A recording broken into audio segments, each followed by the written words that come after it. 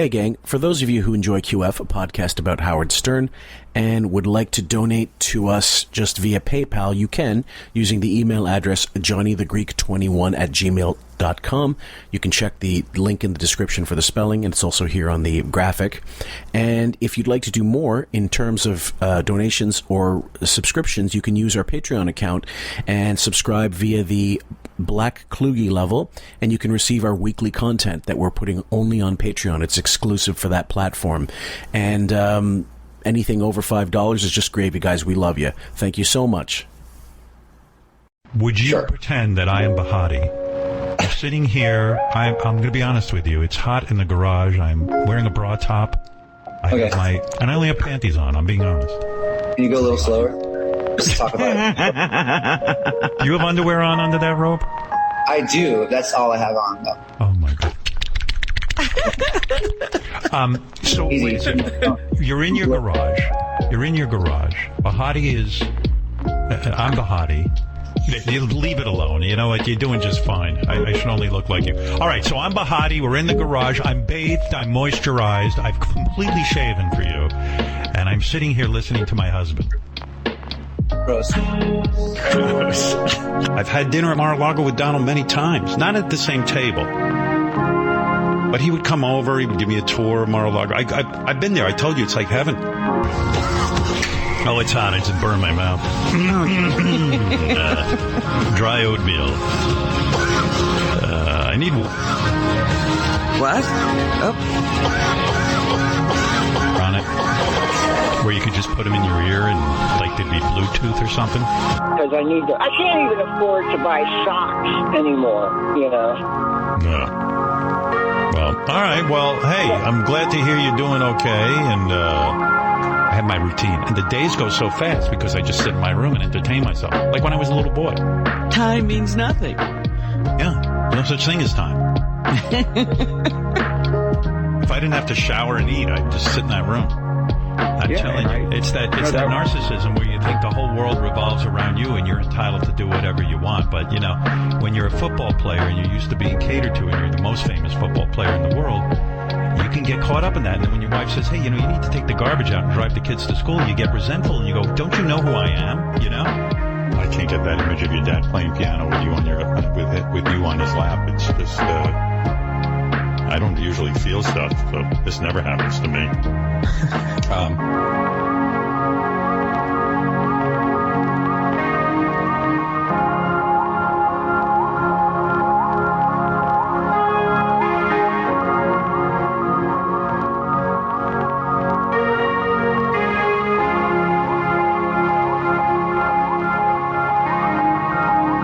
Welcome, everybody, to QF, a podcast about Howard Stern. I'm your host, Phil Moore, a.k.a. Jim Fix. And with me for this particular breakdown is Raven. Welcome, my dear. Hi, everybody. Good to be here again. This is officially episode 101, guys, and I might just make a mock-up of the Depeche Mode live album or something else. I'll see what I can do. I got just first, before we get started, is to send out a couple shout-outs to some of the people in the Facebook group, but also in general, like also on Patreon and stuff. So first to Gina LaPlaca, and congratulations on a upcoming new Bambino or Bambina. She's expecting now, and we're going to try to work on getting you a QF onesie if I can get stuff swag printed up somehow, but nothing particularly offensive. Angela Mecchio or Mecchio Mastro Marino. I'm sorry if I'm mispronouncing your name. I think it's Mecchio. And because she mentioned just recently, because I posted a thing about Press Your Luck, the Whammies. And she says you love that show. I did too as a kid. Loved it. Steve Tomasini. These are people also that helped out in the mockery thread. Albert Wong, who's been making some since the beginning of the group, has been making some really incisive, amazing posts, and I don't think you get enough credit. So thank you, sir. Bob's Baldhead, Reggie Bowman, Kayla, Brendan, Isaac, C.A. Thompson, Brian Smith. And Kayla had me fucking in tears when this is going ahead of schedule. But when they did the Billy Joel interview recently, and we started riffing on questions that never got asked. So, like, I think I said something like, Billy, in a sense, Did you write "We didn't start the fire" because you were dating Lisa Left Eye Lopez, and she goes, so in a sense, "We didn't start the fire" means you didn't start the fire. All these mock-up questions, I love it. Terrible. Yeah, I mean, yeah, poor TLC. And this is also, yes. sorry, just one last thing. Going out to all the new fans from the Hilaria, all Alec Baldwin Reddit subreddit, the Pepino Nation, so to speak. Sam and I are going to possibly do another episode in the future based on that stuff, but it'll be a side project. It won't be directly related to QF in the sense of being part of a breakdown or whatever. It'll be a something completely different. And if you do want more, I suggest you let us know somehow. But it won't be as frequent as you like because it's a lot of work. And unless we get some massive Patreon bumps. And in that case, if you guys want that, let us know. And if you're part of QF Regular and you want some more of that, please let us know in the comments, Patreon, YouTube channel, whatever. Raven, please. Just so much thanks to Kayla and Isaac and Jeremy, all the regulars that I have. Plus, like, I think Carol Chalette Cheney was another one that was there to help out. CA Thompson and Gina, congrats. I had no idea. I'm so happy for you. Best of luck. And just thank you, everybody, for helping me out when I have to drive to work, take phone calls, or talk to my boss and discuss actual real job versus the second job I have. So I'm really grateful to all of you. You're incredible. And I say I'm off to work, be back soon. And I never know if anyone's going to be there. Usually Kayla is, but sometimes she has work too. So yeah, it's a nice community. It's a nice group of people, and they're all funny, quick-witted, and fun to work with. So thanks, guys. Also, Cindy Marie, I have not forgotten, and a lot of people that come and go, and yes. What's his name? Glenn Shapiro, I think, is a newer one. Shapiro, he's another great one that's new. Yeah. Yes. Yeah. So all you guys, please contribute as you see fit and as your schedule permits, because of course time zones and what have you. Anyone we forgot, we're deeply sorry. It's so many names, and it all flies by so quick. It's like a big blur for me in the morning sometimes. But thank you. If I don't respond, I'm sorry. I try to look at it every post, but it's like 500 posts some days, and that's a lot. So yeah, we do what we can. Your phone hates Wiki. This is just a PSA for anybody not concerned with the following. We're going to be talking about the Astroworld tragedy a little bit, mostly, and we're also, it's a two-pronged PSA. Anybody not interested in this shit, just forward ahead 15 minutes. I don't know, maybe 20 minutes, but hopefully not that long. And also just to address the recent Aaron Rodgers Wiki sort of media. I wouldn't even call it a media stir, because these days it's such a pathetic excuse for ADHD coverage, because like after a few days no one gives a shit, no one talks about it. It's just something that disappears like a fart in the wind. But we don't want to cover it because it's COVID related, and because that's always a bad road. And plus he got linked into some Trump comments and stuff, and we try not to make this a COVID or political podcast when possible in that context. Raven? Yes. There's many things that happen in our current culture that Wiggy doesn't address. And I want to start off with Squid Games. He mentioned it one day because Robin asked him, "Are you watching it?" And he said, "No, I'm not going to watch that." He blew it off completely. And we both know why he did it, because Ching Chong Charlie does not watch any of that. He even said back when Parasite won an Oscar that he didn't like reading subtitles. Well, you can get a dub version, dumbass. Yeah. You don't have to read. It's a lame excuse. But we know that his father brought him up with that classic quote he uses about the Japs. So I hope I'm not offending anybody here, but we have our theory that he's a racist, and more than blacks, he goes after Asians for some reason. So with the George Takei hate and not going to see his play, there's just tons of examples. So Astroworld was another thing that happened on the 5th, and we went through a whole week of shows after that. He did not say one word. It was not brought up at all. I don't listen to the wrap-up show, which I probably should, but I'm just pressed for time. And I don't know if it was brought up there, but Wiggy never said anything about Astroworld. And I thought, how do you miss that? That was the biggest story of the weekend. And you had 3 days to prepare for it and get it on by Wednesday. But with having 2 guests this week, it just never transpired. And we don't know what's pre-recorded and when they pre-record now. So, yeah, do you want to go forward with the Astroworld stuff? Yeah, first of all, as everybody knows, unless you're, raised in a cave and you don't get, internet and you're living off the land, you should be aware of this story. We don't have to tell you too much of detail in terms of the what basically happened, which of course, so far, is it 9 or 10? 9 people have died, and of different varying ages, all young, but like the youngest I think is 9, went into a coma as a result of brain damage. Wait a minute. The 9-year-old is in a forced coma because all his organs were failing from being trampled. Yep. There was even a 5-year-old sighted there on someone's shoulders, but I haven't heard anything bad about that child. This 9-year-old. Right. The 9-year-old was there with his father, and the father passed out, and the kid, got lost in the mix. And then when the father woke up, he couldn't find his son. So child is still hanging by a thread, which is just heartbreaking. It's awful. I'm so sorry to hear about any of this. It's just unnecessary. And everybody's pointing the finger.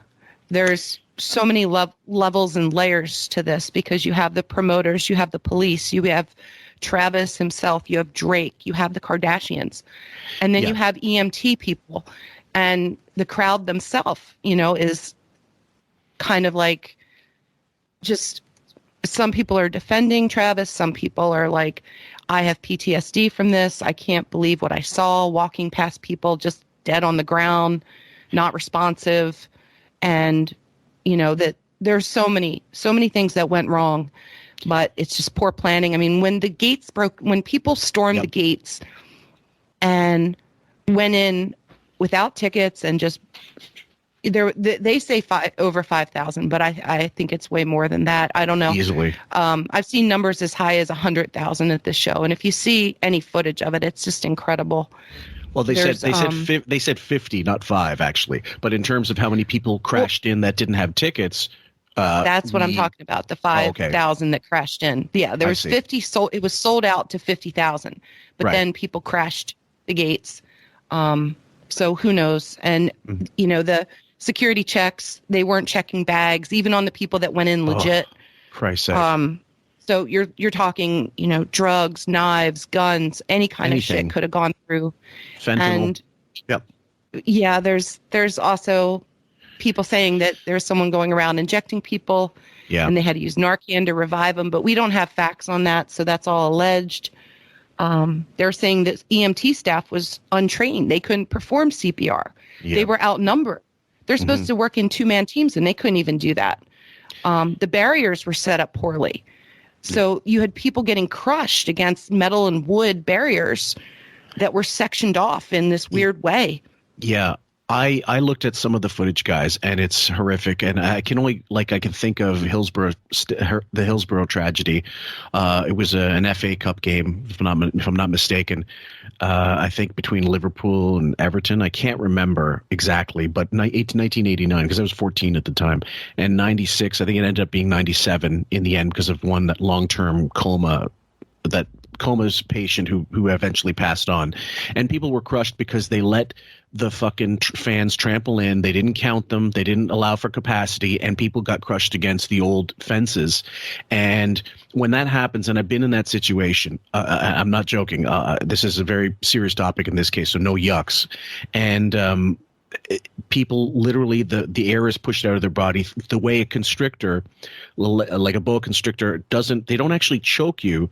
What happens is you exhale, and when the space is left in your body that the exhaling does, and you've compressed your naturally compressed your body, it just tightens up a little longer. Like it just keeps you from getting that leverage or the space to breathe. And then this is the same thing. People got pushed up against the fences, and the air gets pushed out of their body, and the panic sets in, and I think you go into cardiac arrest as a result. Because Correct. you're just suffocating, and not to mention if you're being trampled on and what have you. And some of the videos are just horrendous, and I would recommend people don't watch it because it is disturbing. And I don't have kids, but I can just imagine because, like I said, I was at a Sabbath concert in Tokyo about 8 years ago, and the rules of the game, the rules back in the day, where if someone falls, you got to pick them up. You got to make sure you got to take care of anybody, even if there's strangers in a crowd when you're at a concert. That's the golden rule. I was being, squeezed together. But as soon as I started looking like I was going to pass out, guys on either side of me grabbed my arms, and Japanese guys, English wasn't their first language, and they're going, "Are you okay? You okay? Yeah, I'm okay." They made sure I was okay, and they're like, "Okay, let's rock." It was amazing.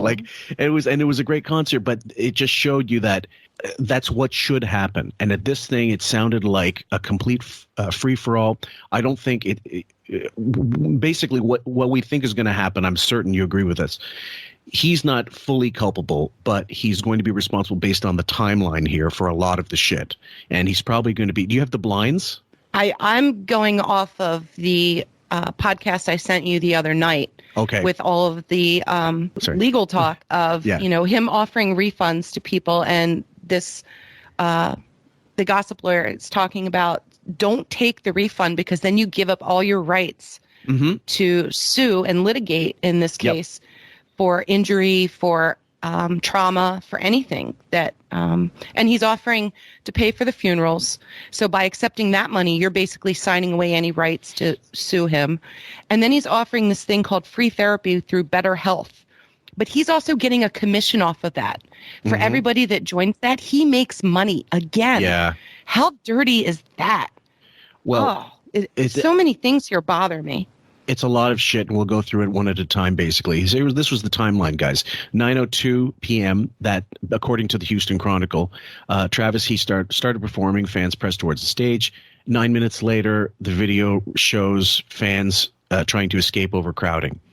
12 minutes after that, 9:23, video reportedly shows fans climbing speaker rigging to escape overcrowding. Again, same as Hillsborough if you look at the video. 9:24, a minute later, it shows a man who climbed the tree for a better view while fans left of stage were screaming for a medic and waving hands to get attention. 4 minutes later, video shows staff performing chest compressions on a man in the crowd. Between 9:30 and 9:35, ambulance spotted trying to move through the crowd. And I'm not joking. People were fucking jumping on the ambulance and making asses of themselves when something was going on. Idiots. I don't know if they were on bath salts or just fucking idiots. And I've never seen that at a show. And I've been to loads of concerts in my life with people that had issues. Yeah, that needed medical attention. It says 2 men appear on stage with Travis. It's unclear if they are fans or part of his entourage. He stops the show and calls attention to the ambulance. I think he said something. What the fuck is that about? I mean, that's what I think. That's the exact, or just about the paraphrasing. He did pause during the concert to, at some points to say, let them through, or what's going on. Yeah. But he also encouraged, people to take a second, help people out. But then he went right back to singing, and he had a hype guy on a microphone behind him saying, let's fuck this shit up and put your middle fingers up, and raging immediately before they could even get those people out of the crowd. Yep. And then it says 9:34, video reportedly shows a woman and a man climbing up and pleading with camera operators to get help. 4 minutes later, 9:38, the time that Houston officials said a mass casualty event occurred. Police saw people collapse. CPR was being performed. 9:39, a minute later, 16 fire department units were dispatched to NRG Park venue. 9:42, Travis Scott stopped the show to ask security for help with an unconscious fan. Travis then continued performing about 30 seconds later as the fan was carried out. And there's a video of it online of him looking at this person going on and continuing. And I'm sorry. I've seen there's a compilation of videos out there. Check it out. It's 10 minutes long. It's all a bunch of bands, hardcore metal, thrash metal, pop, like Queen, as old as Queen, going into fucking Rage Against the Machine, and people stopping shows in the middle of the show to say, yeah. Yep. Even Billie Eilish, like a 17-year-old girl performing, knew to stop the show because there was a girl passing out. And what did? She went and got water for her and Right. somebody else that was lightheaded. And she was more concerned about the fans than actual performance. That's so right. it just goes to show you that not everybody is as evil and demonic as this Travis Scott is. Fuck no. So it says here 953 fire department dispatched 12 more units on top of the 16 that they already fucking sent. 10 o'clock. Sorry, Travis brings out Drake on stage. And I don't even know how Drake at this point, like this is the thing, the breakdown that I don't understand. In a gig like this, something like this happens. The first thing you do as a performer is you go to the stage manager and you say, what the fuck is going on out there? They're supposed to coordinate with security. This is what's going on. There's a link of communication constantly. It's like an chain of command. So what happened? Complete breakdown. And this is a venue where shit like this has happened. Not quite as bad, but they've had a history of problems at this venue. Right. Okay. So Drake does the song Sicko Mode with Travis. So when he came out, there was an even bigger rush to the front of the stage ground. And we mentioned the two people that climbed up to tell the cameraman, there's people dead down here. We need to stop. He has a direct line to the producers, to the people that run the show. Oh, yeah. He waved them off. So shame on him.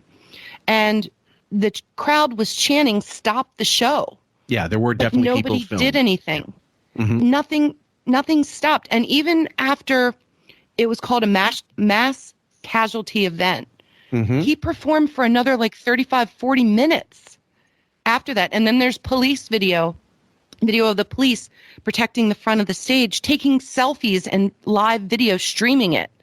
And they knew what was happening, but they just stood there anyway because their job was to protect him. So what do you do while you're standing around and there's a mass casualty event? Oh, yeah, you live stream some fucking footage of yourself at the show. Great. Oh, yeah. Way to go, cops. Yep. Oh. In one of these, one of the blinds recently, I checked, NT came up with it. He's been coming up with the goods pretty regularly here. It says, in a Zoom, this is from 1110. In a Zoom meeting held yesterday, this reality family have decided they will play the victim card and that family are coming after them. People are coming after them and they are unfair and bullying them. They will hire bot companies to pretend to be fans who will go after any detractors, Kardashians / Travis Scott and Astroworld Festival, etc. Sickening.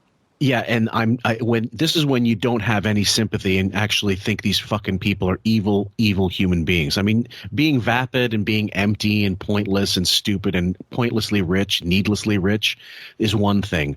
But this, to save your own fucking ass, is something that you just have to go after them. Kylie Jenner, Kylie Kardashian now probably, Right. is 24 and has a child with Travis. So Yep. Travis and her have been hot and cold for a while, but they were definitely together for this. He even acknowledged her out in the crowd. And then there was posts like, thank God Kylie made it safely out of the show. Well, guess what? Kylie had her head down with Kendall and walked past people hiding their faces, seeing people on the ground, getting carted out in front of them. And they claimed they knew nothing until the next day when they were told. Fucking liars. Disgusting, evil empire of just bullshit. I cannot stand that group. Oh, yeah. And so this is another one. Entertainment lawyer again. NT comes through with the goods. 1106. There's no way the liability insurance that this A-list rapper is going to be he misspelled it, but he miswrote it, but is going to be high enough to cover all of the wrongful death suits. This will bankrupt him. Apparently, they tried to do everything on the cheap, which will also be exposed. And again, he's going into that. And so this is what happens when amateurs or completely inhuman fuckers try to do something like this and don't take full responsibility. And I just don't understand who, first of all, let's take for a second, forget about the fact that what's a 9-year-old doing with their parent at a place at a venue like this with that size. I understand, when it's festival seating, that's the other problem. This wasn't a situation where it was an arena gig and, the chairs are, locked into place and stuff. And that also helps control how people, their access and their egress.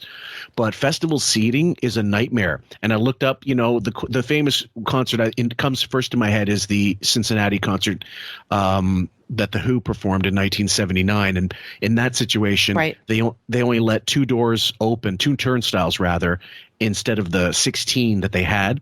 And 11 people got trampled. And then for anybody who's interested, I only found this just yesterday. There's a Cincinnati WCPO, part of ABC web page called there's a story. Roger Daltrey tells how he came to grips with tragedy outside the Who concert in Cincinnati. And on the site, there's a 40-minute documentary that they did, him and Pete Townsend finally talking about it, because to date, they have never played Cincinnati again. But Roger Daltrey went back to visit the high school, and they gave all kinds of paraphernalia and expressed how sorry they were. Not sorry, Right. but they expressed, condolences basically for what happened. And there was a bit of closure for some of the victims' families. It's a really touching story. Right. I totally can identify with that. But I just want to get back to this and some of the awful stuff behind it. Like back in 2015 at a Lollapalooza concert, Travis Scott got 1 year probation for telling fans to jump barricades. In same year, 15, there was a fan who either tried to steal his sneaker, his Yeezy, or his chain, his gold chain. Right. And he told the crowd to F him up, and then he spit on him, but he doesn't even know if he got the right person. Right. Then in 2017, he got charged for disorderly conduct, inciting a riot, and corrupting a minor, all paid off. Then in 2017, he had a fan pushed off a third floor balcony in an overcrowded concert. Vertebrae were broken. He wasn't even carted off properly with any of the medical neck braces or boards to bring him out of there. And other people were jumping off the second floor, breaking their legs, getting paid off again so he wouldn't get in trouble. And he's been known to yell at security for holding fans back because he wants them to stage dive. Right. He's encouraged fans to rush the stage before. They're known as ragers and rioters. That's how he brands himself. So all of this is, when it goes to court, he's got no legs to stand on. I hope they take all of his 60 million and all of Kylie's 700 million, because quite frankly, I can't stand to see this stuff happen. And I think that's why I pushed for us to talk about this tonight. It's another injustice in the world. And if these people skate away without paying up what is due and changing the way concerts are done, and Live Nation, who was putting this show on, then there's something seriously wrong in the world. I mean, he's been known to have group sex with multiple women, cheating on Kylie. He's abused them. He's done nothing when he's seen other women getting attacked by his friends. Yeah. I mean, the guy is just a creep. And for those of you who are wondering who he is, he got big in like 2017. He's already had 2 Astroworld concerts. If you want to hear his music, look up Sicko Mode, Goosebumps, Antidote, Butterfly Effect, Stargazing, Through the Late Night. I used to listen to this guy. I have kids that are teenagers, so I'm listening to what they're listening to. And, some of the stuff I like. But, man, we lost Juice WRLD, who was a great artist. And we should have lost this guy, because this guy's doing nothing to help the planet. And it just makes me so sad that what these celebrities and musicians and actors get away with, it's just a crime. And I feel, sometimes I just can't hold back. I have to speak up. Okay. And so I'm sorry. It's not funny, guys. Rest in peace to those who passed away, and I'm sorry to the families. But we'll get on with our stuff, some good wiggy stuff soon. Yeah, it's hard to transition between, and no pun intended. It's hard to transition between that and the levity and the frivolity we normally get on with. But there's a lawyer in Texas that is now representing at least 150 people involved in the concert, and there's no. Just to give you a kind of perspective, guys, there's a forklift operator who got some kind of brain damage years and years ago. I think it might have been a Live Nation employee at the case may be, and he got something like 50 million in compensatory, settlement. So that was one person. Imagine just the dead, which may still be counting. I don't know. People that are injured, hundreds of people injured. There's not going to be enough deep pockets for him to get out of this without some kind of. Yeah, and he deserves all the fucking scorn he gets. It's just just the worst fucking behavior I can imagine. Yeah, I mean, to have a 14-year-old boy pass away, which it breaks my heart. It really hits home because they show pictures of him in his Little League costume, Little League outfit. Yeah. I mean, it's heartbreaking. I also have to ask, like, who brings kids these ages to shows? 5, 9, 10, 14? No, don't. Please just stop. I mean, even 18-year-olds who were there, young girls who barely weigh like 110 pounds, couldn't breathe. They were lifted off their feet and like in an ocean of fans, couldn't even touch the ground, could barely breathe. Oh yeah, begging to get let out of this thing. It's horrendous. It's a nightmare. It's the worst. It's worse than any horror movie because it's real, and these people have to live with this. Yes, and guys, and for future reference, if any young kiddies listening, when you're at a concert, wherever, you have to, first of all, if you can get away with it, take your backpack in with you, because that gives you a little lever, that gives you a little clearance if you're getting crushed, and gives you a little space because no one wants their face in someone's outbound backpack with a zipper up their ass. The other thing is elbows out. Make sure you got space around, as much space around you as you can, and you have to be a little bit of an asshole about it. And it happened to me in KL. I was in Kuala Lumpur for the Thai Pusam festival, and there was 1 million people there, 1 million people, and I had to go and with the wife, and I had to like kind of make sure she had space to breathe because she's way smaller, and I said, no one's getting near us for this. We're waiting for a subway to get us the fuck out of there. And I've never been more. I was adrenalized, but not fearful, because I know how to handle myself generally in these situations, so I'm old enough. But if you're 20 and you've never done this before, you're 18 and 14, you have no fucking chance. There's just no way. Like, no matter how strong you are, you're not going to fight. You're not going to fight a wave of human bodies. You just can't. No, you got to stay calm. Don't panic and just push your way through. Find some people to barrel behind, and just hopefully you can get yourself out and get safe. Yeah. But I just hope this would just stop, this overcrowding and overselling concerts to the point where people are getting hurt like this. Yeah, I spoke to the wife about it. She says, look, it's during COVID, that they were just concerned about making as much fucking money as they could. And when you do things on the cheap, shit like that, it's like at Woodstock was interesting. They said they only had like, they were trying to collect tickets, and then like 100,000 people burst onto the concert, and they're like, do you want a good movie or do you want to start collecting tickets? And so they realized they couldn't do anything about the influx of people. And if they didn't have the movie to make money on, they would have had to have collected tickets from people. They just would have had to. Otherwise they would have been bankrupt, the company that put it together. So at any rate, we're going to go back into our normal state of affairs. Anybody who's tuned out, you can tune right back in. We finished off, we're going into June 30th, but before we go into June 30th, taking us into September 7th, playing with time, we're like Doctor Who. There is a blind that I loved from 1109, and this had to do with this past Monday. It was Tuesday with Emily Ratajkowski. Okay, that was it. The one, and he used to fuck up her name constantly, and I think even in the Summit video he does. And so it says, so let me get this straight. The permanent A+ list radio host did confirm his wife was a yachter. Was she still a yachter when she met the host? I'm going to go with a big yes on that. Howard Stern, Beth Ostrowski Stern. And the line, if you missed it, because I read that and I go, what? How come I didn't? And you guys may have in the mockery thread addressed it, but I was busy. I didn't get a chance to see all of it. And I just read up the Mark's Friggin link, and it mentions how Wiggy talks to Emily Ratajkowski, or whatever the fuck her name is, about how Beth mentioned. Beth mentioned about going to Dubai.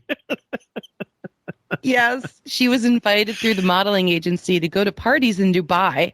Right. But he says she refused. So that's still questionable, that answer. Right. But yeah, Emily got paid $25,000 to be a date at the Super Bowl for J-Ho Lo, who's a billionaire apparently. Yeah. And these other women were there. But she claims she just stood there. He never talked to her. She didn't have to do anything. I'm not buying it. Right. But she said all this. It was like, I've led this crazy life, and I've seen all these things, and people have asked me to, participate in things. And Howard, of course, has to chime in. Yes, my wife, Beth, from the Ames catalogs. Right. She knows exactly what you're talking about. She hasn't been on Vogue or Elle or Marie Claire or any of these 17. other highfalutin magazines, but she's been in Ames and Boscov's. Yeah. So that makes her, same level. He does the same thing with celebs. He always puts himself and compares himself to them, which drives me nuts. That's a stupid MPD. But yeah, so basically he outed Beth as a yachter because she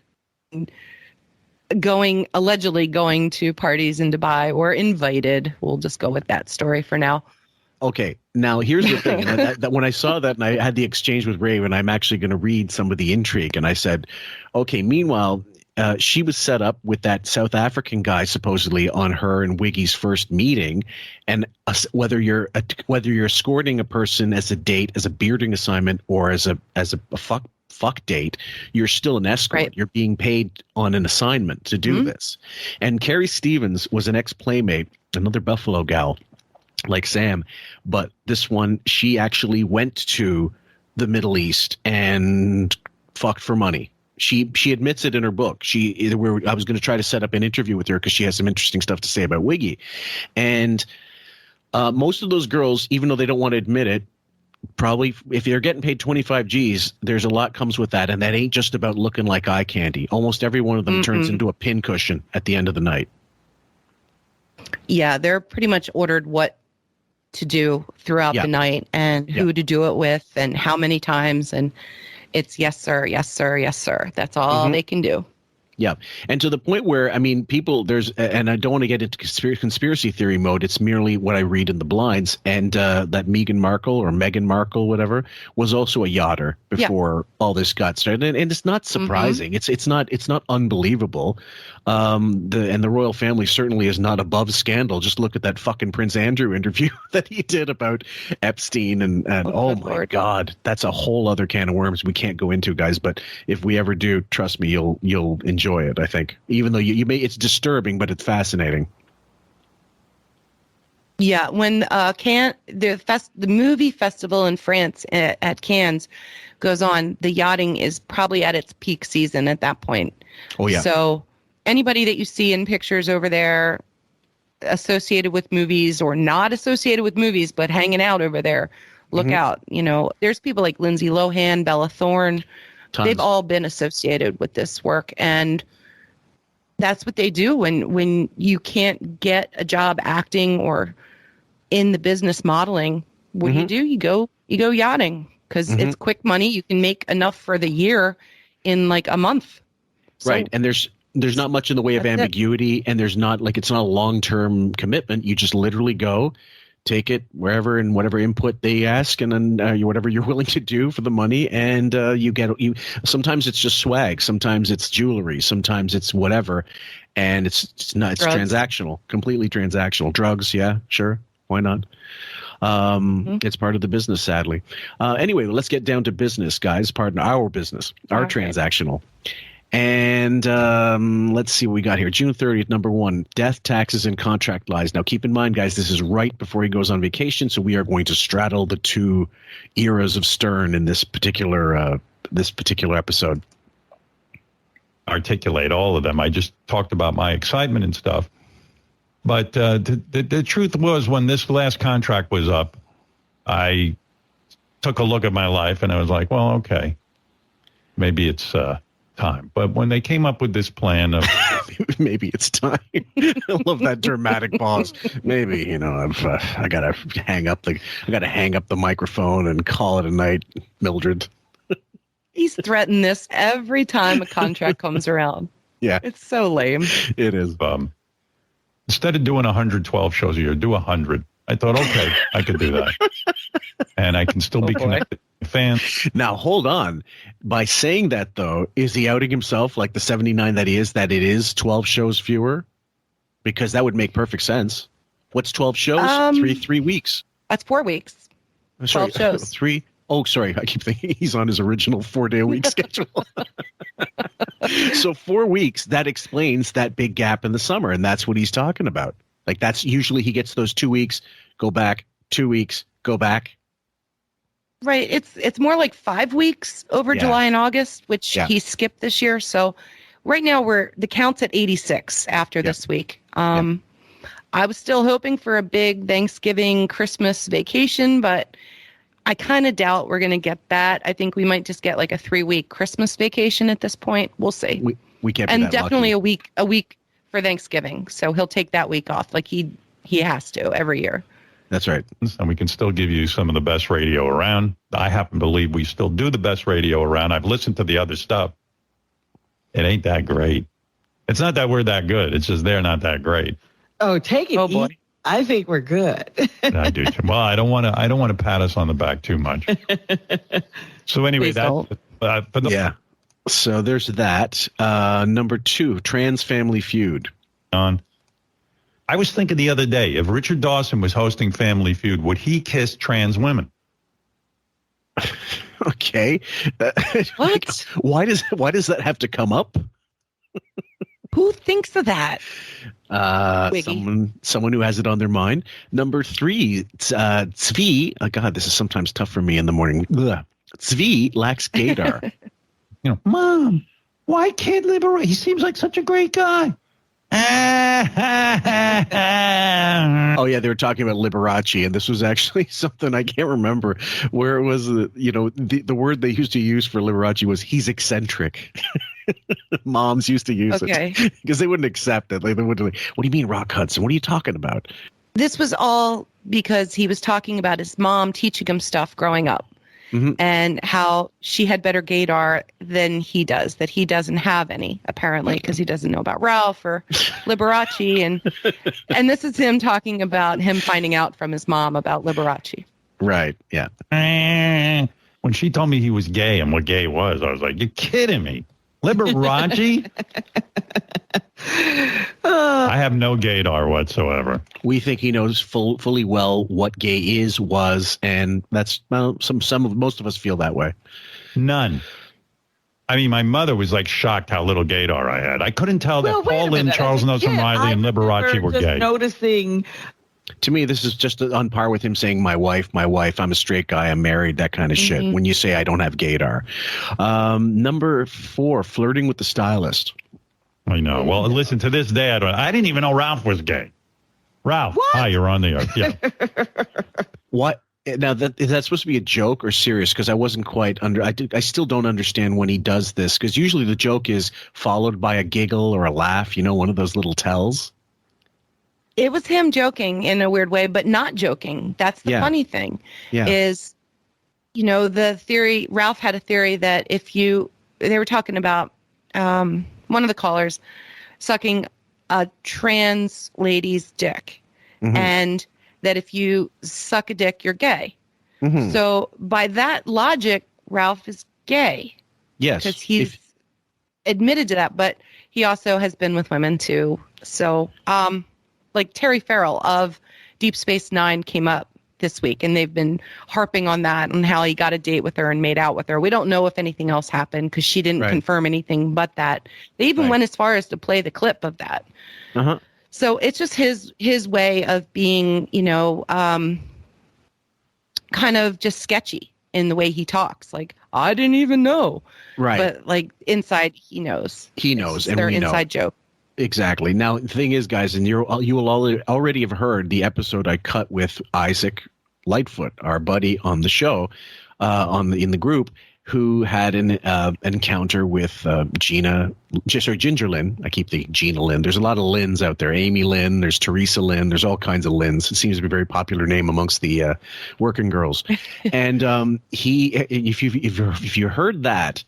And you wonder, like, well, what the fuck could a porn star know? Well, actually, they all talk to each other. The industry is actually that small, and that I guess you could say incestuous, but it's not. I mean, it's a bad word, but I'm just saying that it's in terms of how close they all are. They all speak. They all do pillow talk or camera talk, and later on, there's no secrets, because if you'll fuck someone up the ass, you'll probably tell them whatever you want, Right. And they'll, they just confer, like, what do you know about it? And Ginger was on the show in 94. Like, she was dating Charlie Sheen for a couple of years, who actually credited her with his sobriety at the time when he was bottoming out in the early 90s, and then got clean, and they became sobriety partners as well. And when she cleaned herself up, she was on the show.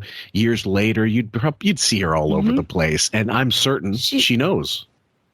She was on a dozen times at least, and promoting things or doing interviews, game shows, whatever they had, stupid things planned for her to talk about or come in with somebody.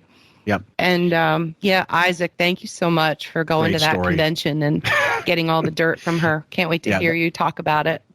Yeah, that was a freebie we thought we would throw out for you guys, and we hope you appreciate it. And hope you enjoyed it at the very least. People always say to me, Ralph is gay, and Ralph told me he's not gay, so I believe him.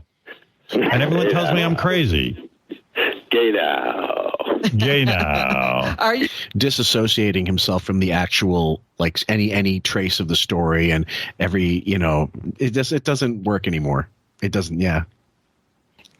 And let's not forget, Beth thought he was gay from the get-go when they met at that dinner party where she was the South African guy's escort. So they were talking about shoes and purses and, style, because he's a stylist. Do you remember that one clip they had? Do you remember they had John Barbados? Can't even say that without laughing. Exactly. Do you remember they had John Barbados in the studio? And he goes, so what was your first impression when you met Ralph? And he goes, gay. He just starts laughing. Right? You're straight, right? Very, very. Come on. Hello. I told you. Like high-pitch Eric. It's okay, the next one is called Depressed Happy Person. I mean, what are you sitting around bumming out for? Be happy. Well, you can't tell someone who is a depressed type person to be happy. It's impossible. It's like a chemical thing. And it's not that I am a happy person. Don't get me wrong. Although I spent last night writing about 20 pages about death. We all do that. Yeah, right. While I was skipping rope, I was planning my will. Yeah, whatever you want to call it. And did you tape with your fountain pen? You wrote about death. I did. I wrote about death and people who don't get to realize their dreams in life because they die too young. But Matthew Schultz, my assignment for you, if you choose to accept this mission, I was a huge fan of Sandman, the comic book, as a kid, and Neil Gaiman's writing is just loved it. But if you can find a picture of Morpheus and put Wiggy's face there instead, I'd love you forever. Thank you, Matthew. Yeah, we'll just call it Wiggy of the Endless. And I suggest looking up Dave McKean's artwork specifically, or I'd say Dave McKean or Charlie Vess. Both of them did such great work on the character. Next clip. Let's see. Regrets. Wiggy has a few 100,000. But my point is, yes, of course I have regrets. I feel that my childhood would have been a lot different. And I wasted a lot of time in life. Wait a minute. You couldn't determine what your childhood was going to be like. I wish I had I wish I had my brain that I have now when I was a child, so I could parent myself and really take advantage of the time I had on the planet. I think I could. Please. 79 logic at it again. 100%. Thanks. And I love that Robin just chimes in like, you idiot. You can't do shit like that. Just come on. Just stop. You were a fucking kid. You were an annoying asshole as a kid. All you cared about was getting fucking attention. And you got everything you wanted. But it's never good enough for him. That's the kicker. Like, no matter what he does, no matter how good he allegedly is at tracing/painting, it's never good enough. Chess, you name it. Photography, forget it. It's just him, being a narcissist. It's all the same shit all the time, just different stories, all made up, most likely. Yeah. Well, the Anthony Angulo, I'm sorry, guys. Anthony. I'm really, really sorry if I mispronounce your surname, but he suggested a clip recently that kind of ties into this that I think is a really good choice for us because, and I won't go, it involves Ben and calling into the show, and it's one of those that'll probably have to be Patreon because I'm certain it's ID tagged, and so will be a waste on YouTube. But at any rate, it's a fascinating little topic because we're going to start focusing on Ray and him, but the Ben and Howard relationship is also fascinating to me because both Ray and Ben are so steadfast in how they treated him and how they indulged him as a kid. Yes. That they never waver. His story gets contradicted by Robin in studio and then by himself in various occasions, yep. But their story never really changes. That's when you know someone's bullshitting, that the guy can't keep his lies straight. Realize how ridiculous that sounds. That's my regret. Yeah. It doesn't matter that it's ridiculous. It's a thought that I wasted time in my life, and it kills me that I wasted time. First of all, there's a reason for childhood. And we're supposed to believe he wasted a whole night writing 20 pages on death. Not buying it. Just like I don't buy that he sits around with a notebook all weekend writing up bits for the show. Fuck that. I gotta meet the guys. I love that clip. I have to isolate that. I can't fucking do those planks. Fuck that. I'm busy meeting the guys. Number 7, Pelican Pedicure. Toenails were so long. It was so disgusting. But I can't cut my toenails right. I just can't do it. And I said to Beth, would you have a minute? Could you cut my toenails? Which is really gross. I know. But when I do it, I hurt my feet. And I I have nice feet. They're not disgusting. Yeah. I don't have athlete's foot. I take good care of my feet. How have you been cutting your toenails all this time? Oh, Lord. I mean, yeah. He must be rough from searching for baby ducklings to swallow all day. Sorry, go ahead. What? Yeah, his cataracts are keeping him from seeing his feet. I mean, when you're 6'9", yeah, and you're trying to get down to like the best feature he has is his feet, right? But now he's telling us he's got hobbit nails and Beef has to cut them. So he's worried about her losing sexual attraction for him because she's doing this, and he's such a veal. He makes everything so difficult that he forces other people to do stuff for him. It's so sad.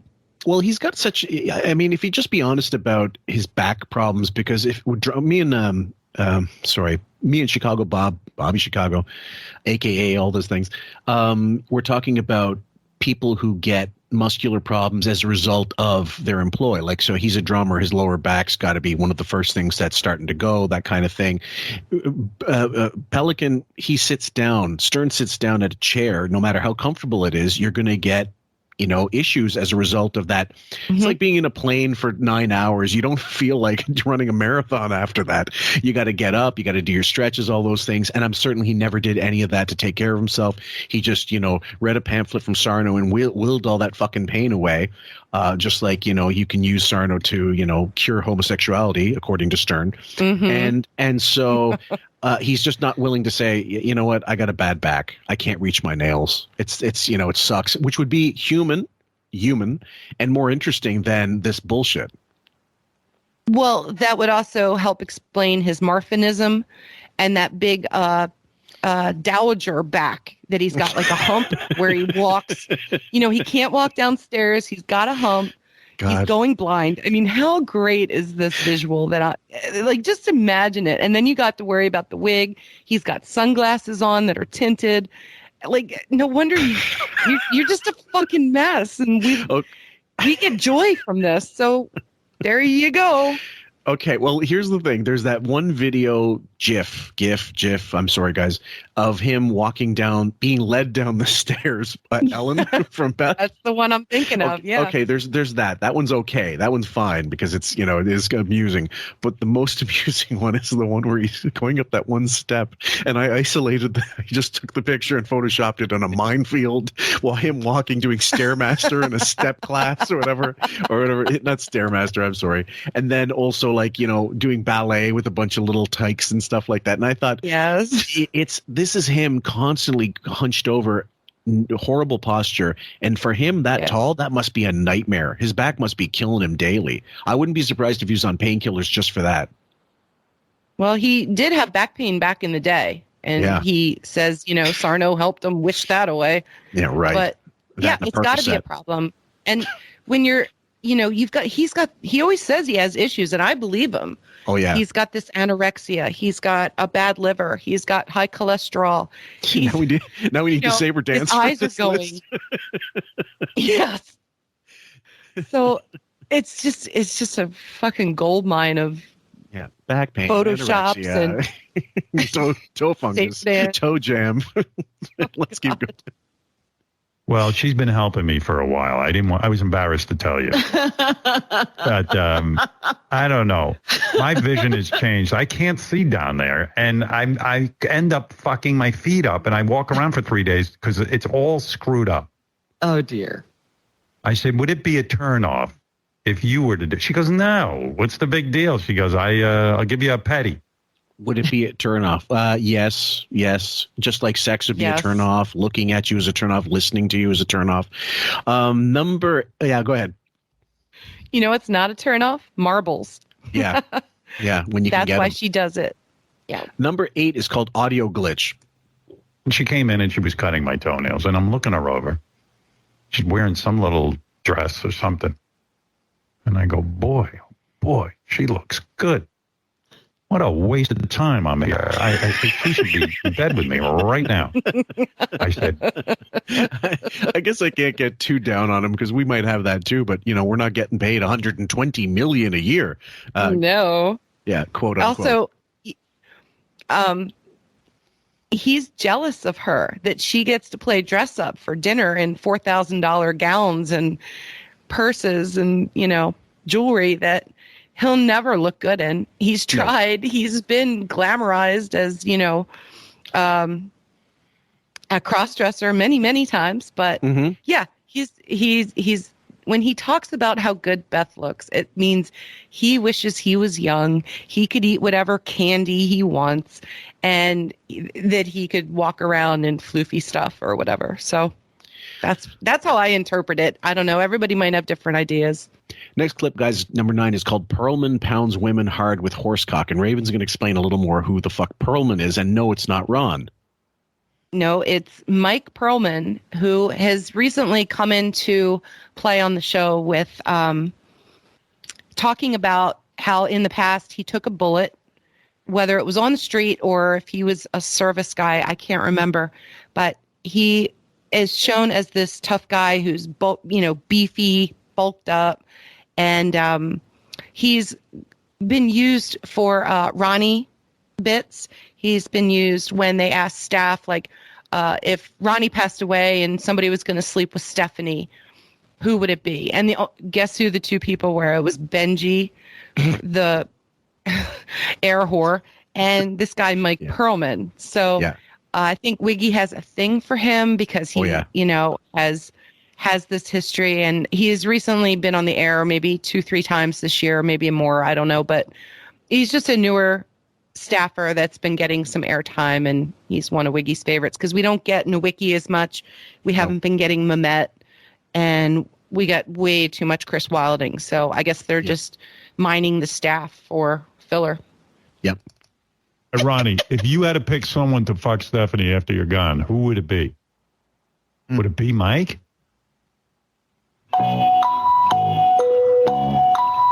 Didn't he sound a little overjoyed, like thinking of the concept of, he brought him up with almost glee in his voice, or am I just mistaking that?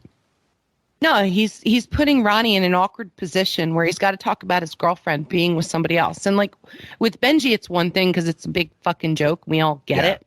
Completely. But with this Mike Perlman guy, I mean, it's a little creepy. Yeah. And the conversation just goes deeper and deeper. So it's a minute. I mean, we have a minute and 10 seconds left on this. It's just listen up. Okay.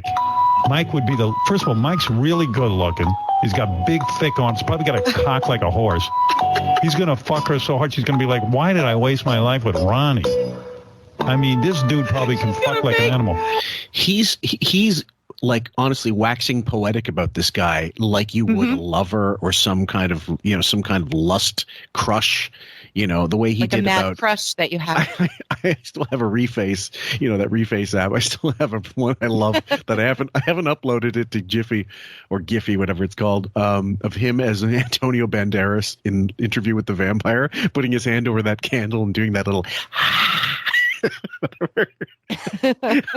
I know when Wiggy saw that movie, he was like, I need to be with those guys. I need to be Tom Cruise in that movie with Brad Pitt and Antonio Banderas. And this sounds much like that. He's going to make Stephanie forget you. He was shot and he fucking lived. And like, he didn't even care that he was shot. He was still going after the guy. That's what I mean. You want him, you probably fuck like a wild man. Am I correct? Yeah, but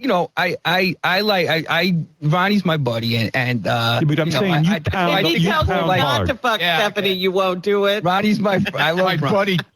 Ooh, Jesus. HR. Listen to the stuttering that Perlman does at the beginning of that. He's like, he can't even begin to do this bit with like a straight face because he's so uncomfortable. He knows the boss is eyeing him up and down and thinking bad thoughts about him. It's just the worst place to work in the world. I'm sorry. And just a quick got to question. go through with this. Yeah, just a quick question to you on this sort of, on the sub level. Do you think at this point that it has been disseminated secretly amongst the crew and the staff now that they all know what the boss likes, but it's not written down on paper? It's never actually on an archive anywhere or in an email, but it's told to people, look, the guy likes dick. Just, fucking make up your, make up whatever penthouse letter, playgirl letter, I guess we're going to call it. And that's how you get on the air with this guy because he loves that shit. Do you think that's actually been verbalized from staffer to staffer behind the scenes, let's say? For sure. It's word of mouth. It's, the office gossip. It's like, hey, if you want to make a name for yourself on this show, you got to do something that is either going to show off yourself in a masculine way or give up some information on ass play, pegging, your loads, something to entice the boss that will show up on his radar and get you noticed. Yeah. So guns, getting shot for sure. Big pipes on, carrying suitcase arms. That's one of my favorite visuals. Some coworkers, massive hog. Yeah, pounding girls like with a horse cock. I mean, giving anything you got, and just, him and Ronnie apparently are good buddies. It's work buddies, and yet he still has to go through with this. And even Ronnie handles it well. He doesn't go off the handle. He takes it well. He's like, Ronnie knows what he's into. Yeah. It's just Perlman's not groomed for the show enough. Right. So he comes off very awkward and has trouble spitting out a full sentence. He's probably looking for the nearest window to jump out of. Yeah, when he's dead. You pound a woman hard, right? With your musculature, I'm sure you pound a woman hard. And that's a word that George Takei uses, who is an out guy. And the only other person now using that word, of course, is as a joke. What do they call him now? Fun George, because they can't get George to do the gay stuff anymore. So that was what. So the impersonator, whoever could be Wild. I don't know who's doing it, but Nowicki maybe. I have no idea. And then so he used to make fun of that word musculature, the way George used to say it, and now he's using it. He is. Yeah. And I guarantee you're not taking anything up the ass. You're a real man. What? Hell no. He's a top. Right. You're not going to lay on a bed like Ronnie and have your girl put shit up your ass. No, I was surprised when Ronnie revealed all that, man. I was really surprised. Now, this is just Wiggy wanting that visual in his own mind so that he can later on go and pleasure himself. This couldn't get more transparent. Yeah, he's just laying out some parameters for Mike to agree with and go with it. Just play along. So it's kind of like when you talk to Wendy and every answer is yes. Yeah. He's doing the same thing with his staff, and they all have to go, yeah. Except when he does the same thing when an actual guest comes in and treats them like Wendy. They say no. Did you hate your father? This next clip is really short. Fantasy Staffer Island. I'm outside all the time, Howard. I'm an outside guy. I can't sit in the house all day. I'm outside doing stuff after work. Like Robin, let's be honest. This guy Mike's a good-looking dude, right? With the big physique and everything. Absolutely, yes. He's built like The Rock. I mean, when you fantasize about Mike, don't you think he's pounding you hard? I don't fantasize about anybody. Okay, guys, I'm sorry. I'll apologize to the cows come home if some people find this pandering or whatever. But like, this is just ridiculous. There's no red pill. We'll give you bags full of red pills. We're giving it to you right now. Just go along with us. And he used to do this about KC, who we know he fantasized about constantly. He spent 30 minutes on this bit. Yeah. About who's going to pound Ronnie's girlfriend. Right. And the majority of it was this Perlman guy. Yeah. So I'm just reporting the news, sir. I'm sorry, fans, if you don't like it. We don't like it either, but we're just reflecting on what we get from the show. Isn't this, hold on, let me just get a similar bit. Let me just find it here. Hold on. I know I have it. I'll let my Robin Raven Quivers, what is it? Not vibe, groove, while I'm finding the clip. Okay, this is the Daryl Hannah. This is Daryl Hannah talking to in studio with Quentin Tarantino, and Wiggy's waxing similarly poetic about JFK Jr. Okay, so you tell me if there's a difference between what he was just going on with and what he's doing here. And this is from 2004-ish. They were 2003, 2004. Yeah. They were promoting Kill Bill, so I think 2003 is probably the best guess. That sounds right. Okay. So when you make love to a guy like that and you're staring into his eyes, you already have to have an orgasm just from that, right? Because he's so good looking. I think you sound like you're gay or something. Yeah, what's going on? Really? Well, I'm trying to talk. Wait a second. I'm trying to. Wait a second. I am trying to have girl talk with you here. But Howard, I always kind of thought you were like hetero, but like you seem obsessed with this. Okay, we didn't say it. Great. That was Daryl Hannah. And so you just play it back for yourselves, guys. You have the app, whatever you use, and go back 30 seconds, 15 seconds, and you listen for yourself, and you tell us if we're full of shit. Going on, unless you have anything further for the 30th. No. Okay. He's closed. All right. Sam clipped the 7th. So thank you, Sam. God bless you. You did a great job. And you got a lot of clips in, a lot of short clips as well. This first one, because he just came back from however long it was, 8 weeks, 7 weeks, 8 weeks, something like that. 2 months. 10 weeks, okay, 68 days. Yeah. So this was called Summer of Goals. I don't even want to play it. I'm still laughing at it. We're back live. Sort of weird to be back in the sense that I had set a bunch of goals for myself, like this first time. I got turned down a bit. As an adult, really, first time as an adult, I had 2 months off, an entire summer off, and my expectations weren't that high. I didn't set my goals too high. I was like, I set a couple of goals for the. What goals? Just imagine him thinking of that notebook of ideas before he started a series that just unraveled into nothingness in 2005, 2006. And so you're going to have swearing. Yeah. Yeah, we're going to have Crack Whore View. That lasted one episode. Go ahead. His goal was to wake up every morning. Are you kidding me? At the rate this guy's going? Exactly. But do you hear the energy, the low energy he comes back with? I mean, 68 days off, and you're like, It blows. I guess my expectations were way too high for this feel. Right. The song they should be coming into is like rainbows keep falling on my head. Like instead it's this rock track. These fucking shut-ins. I mean, they're going to be one of them's the gluttony victim in 7. The other's the sloth victim, but they're both in the film. I mean, the way they would have it, they're never going out. Although Robin, I'm certain, has tried and wanted to and gone out for social occasions when she can keep it from King Shithead. I think she sneaks out and doesn't tell him. I'm pretty sure of that. I have no proof. I'm just going on my gut. Mm-hmm. And Allie, sorry, but all your star fucking isn't going to ever get you anywhere with Wiggy. Nope. You can comment on Beef's Instagram as much as you want. You're not going to drive him anywhere. You're not going to help him with his photos. Mm-hmm. You're just a suck ass, and he's just playing you as a name dropper, which, oh my gosh, that's my new thing in the live threads is counting all the name drops. All big time. During a show or during an interview. Those are the best.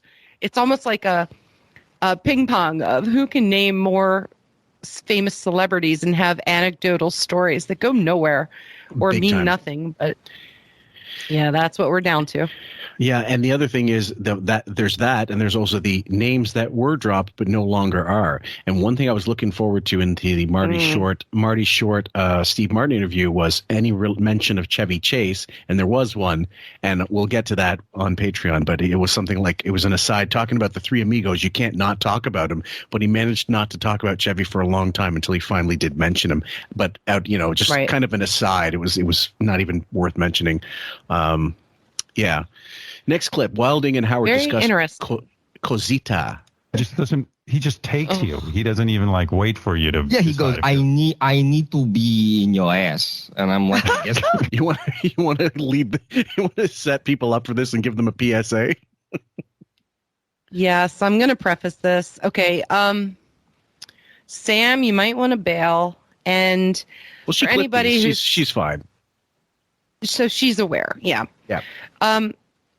Chris Wilding has a boyfriend who's a doctor in Panama, allegedly. And they come and meet up a couple times a year in New York, where this guy decides that he's going to call Chris's Wang a cosita. And this is what we're hearing. I'm sorry. I'm really sorry, guys. Okay. Abandon hope, all ye who enter here. So this is your chance, guys. Bail. Go do the gardening. Go do the laundry. Whatever. If you can't take it, we're giving you fair warning. You need to be in my. I mean, I guess you do. How you say I need to be in your ass? I just say, and then towards the end of it, you want me to fuck him in his ass. Oh, I need cosita. I need to sit on cosita. I said, dude, cosita needs a breast. You were going 2, 3, 4 times a day. Okay, now keep in mind, guys, this is the difference between other breakdowns and this one, for example, because we're eventually going to have to start really truncating a lot of the clips that we used to pull all the time just to show you instead of showing you the vileness that is scripted, we're going to play stuff like this, which is completely unscripted. I mean, I'm certain he knew Wilding was going to call in and talk about this shit, but I know that there's nothing written in front of Wilding. There's no script. It's just, I'm going to talk about this. This is the time to talk about it now. You keep going until you can't go anymore. So he's doing it to placate the boss, and the boss is enjoying it like I've never heard him before. So Sam, great job on the clips. Absolutely fantastic job on the clips, and these are worth playing for that purpose. It's one of those things where, again, we're reflecting what we get on the show, and Wilding is probably, 30% of the show nowadays between this impressions that he does and this gay talk that he pleases his boss with, and it's insufferable. But thank you, Sam. Like you said, appreciate it. Yeah, to be young. Right. I don't know. I'm even thinking about taking something now because this guy's coming out in September. And I mean, he doesn't just want cosita, he wants cosita hard. I need it hard. So it's a lot of pressure. It's a lot of pressure. So what are you going to do? Go on what is that called? Dialysis? Okay. Dialysis or whatever. What is it again? I might experiment. Dialysis and fucking 79. Number 20. Oh, I hate the show so much. Kill me now and throw me into the nearest body of water. Then too, I heard you got shit. The dude went in and you weren't fully prepped. Here's the deal. I was very good all weekend. I was a lot more prepped. I'm new to this. I'm new to bottoming. Right. And on the last night, he had to fly back the next day. It was very late, and we had gone out for a big meal. And he started with the, I need your ass. I need your ass. I go, listen. I said, enter. If you want to try it, I'm down. I said, but enter at your own risk. It's like a lifeguard is not. Okay, guys. Once again, if you can't handle this, just leave. We have strong stomachs. We can take it. Unfortunately, we don't blame you. Yeah, we understand. On duty, you know what they say? Duty at your own risk. Duty. Yeah. And it was I mean, I could feel when he went in that he was hitting more than he hit goal. Prostate. Did he hit goal? I mean, he's pretty resilient. Streaks. Even he ran out of the bedroom to the bathroom when he pulled out. I mean, did it was, smell? Wow. Yeah, and it was like it was. The whole room was probably wafting. Yeah. Why does Wiggy know so much about this? I wonder. Great question. How many times has he experienced this? How many times has he thought about this or watched a video and had thoughts about this? You wonder. Paging Gingerlin, please let us know. It was like MASH. I mean, it was like way to kill a romance. Oh my God! I warned him. Yeah. Well, what happened after that? He cleaned up. He cleaned up and he cleaned up, and then I cleaned up, and then he sort of. Oh God! He sort of jerked off while I fingered myself, so he didn't have to be in the area, but could still sort of get the. Oh my God! You know his laughs too. His laughs indicate extreme joy when it's like that. And what's even darker is that Fred comes alive with clips during this. Yep. To make it like funny, haha, and not so creepy, but it's just so odd. Like Fred knows how to play into this. He knows exactly what to give the boss to give him those little reasons to chuckle during it. And yet Chris is even he's a little grossed out by his own story. Yeah, but did you get that? Keep going. Did you get that impression that Chris was going like, I don't, he's almost a little reticent to go along with it. Yeah, big pauses for sure. Okay. Number 21, Howard lusting after Wilding's desirable gay romance. I'm wondering what he'd call my penis. Can't be Cosita. No. Hey, thimble.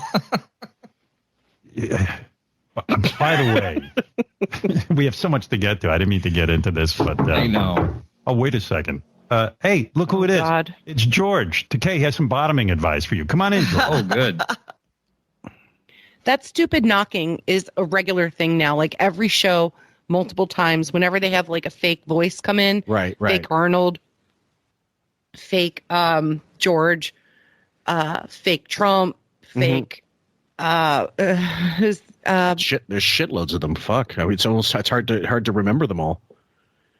Yeah, it's Arnold. So cheesy.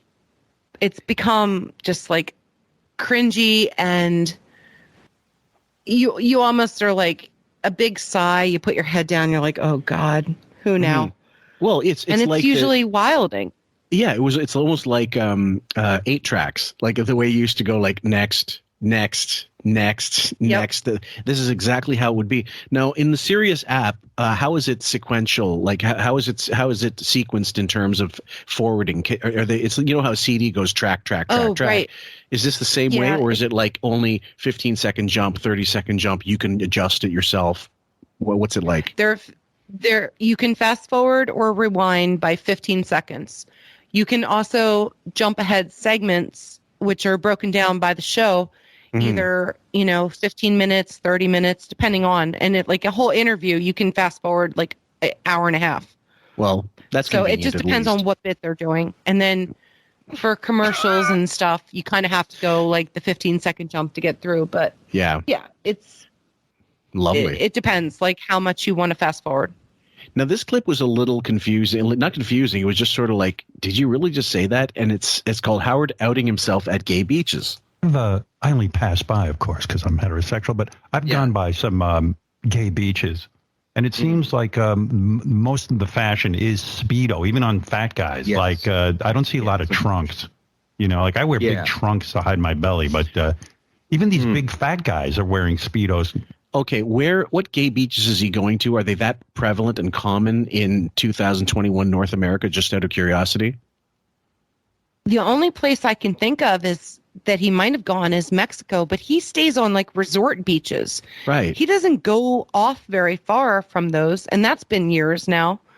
So unless they're somewhere in Long Island on like a secret hideaway beach that I don't know about, Bohemian Grove, he's found. Yeah, I don't know. Yeah, I mean, I don't. It seems like another made-up story to me.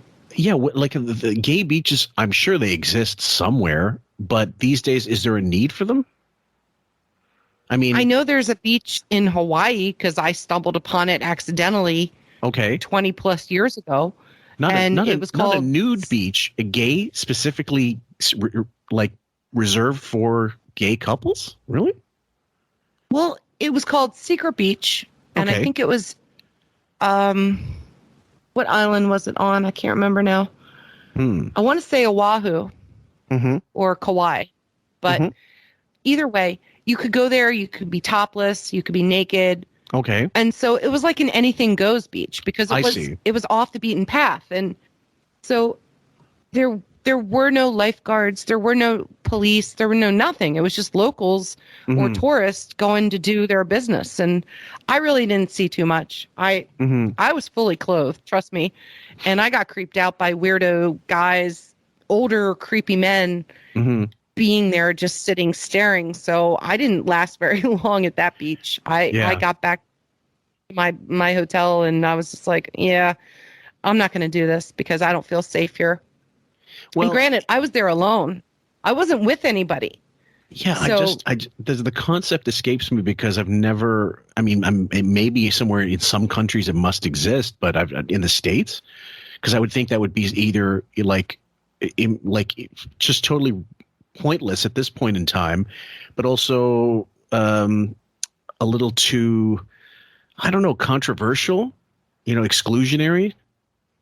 Hey, guys, leave a comment in the comment section if you know anything about this in the United States, because we're not trying to find these places. We're just trying to figure out, like, how does Wiggy know that there are these places, and where has he been exactly that he would have known about this? Because to me, it just sounds like I have a friend who. Yeah.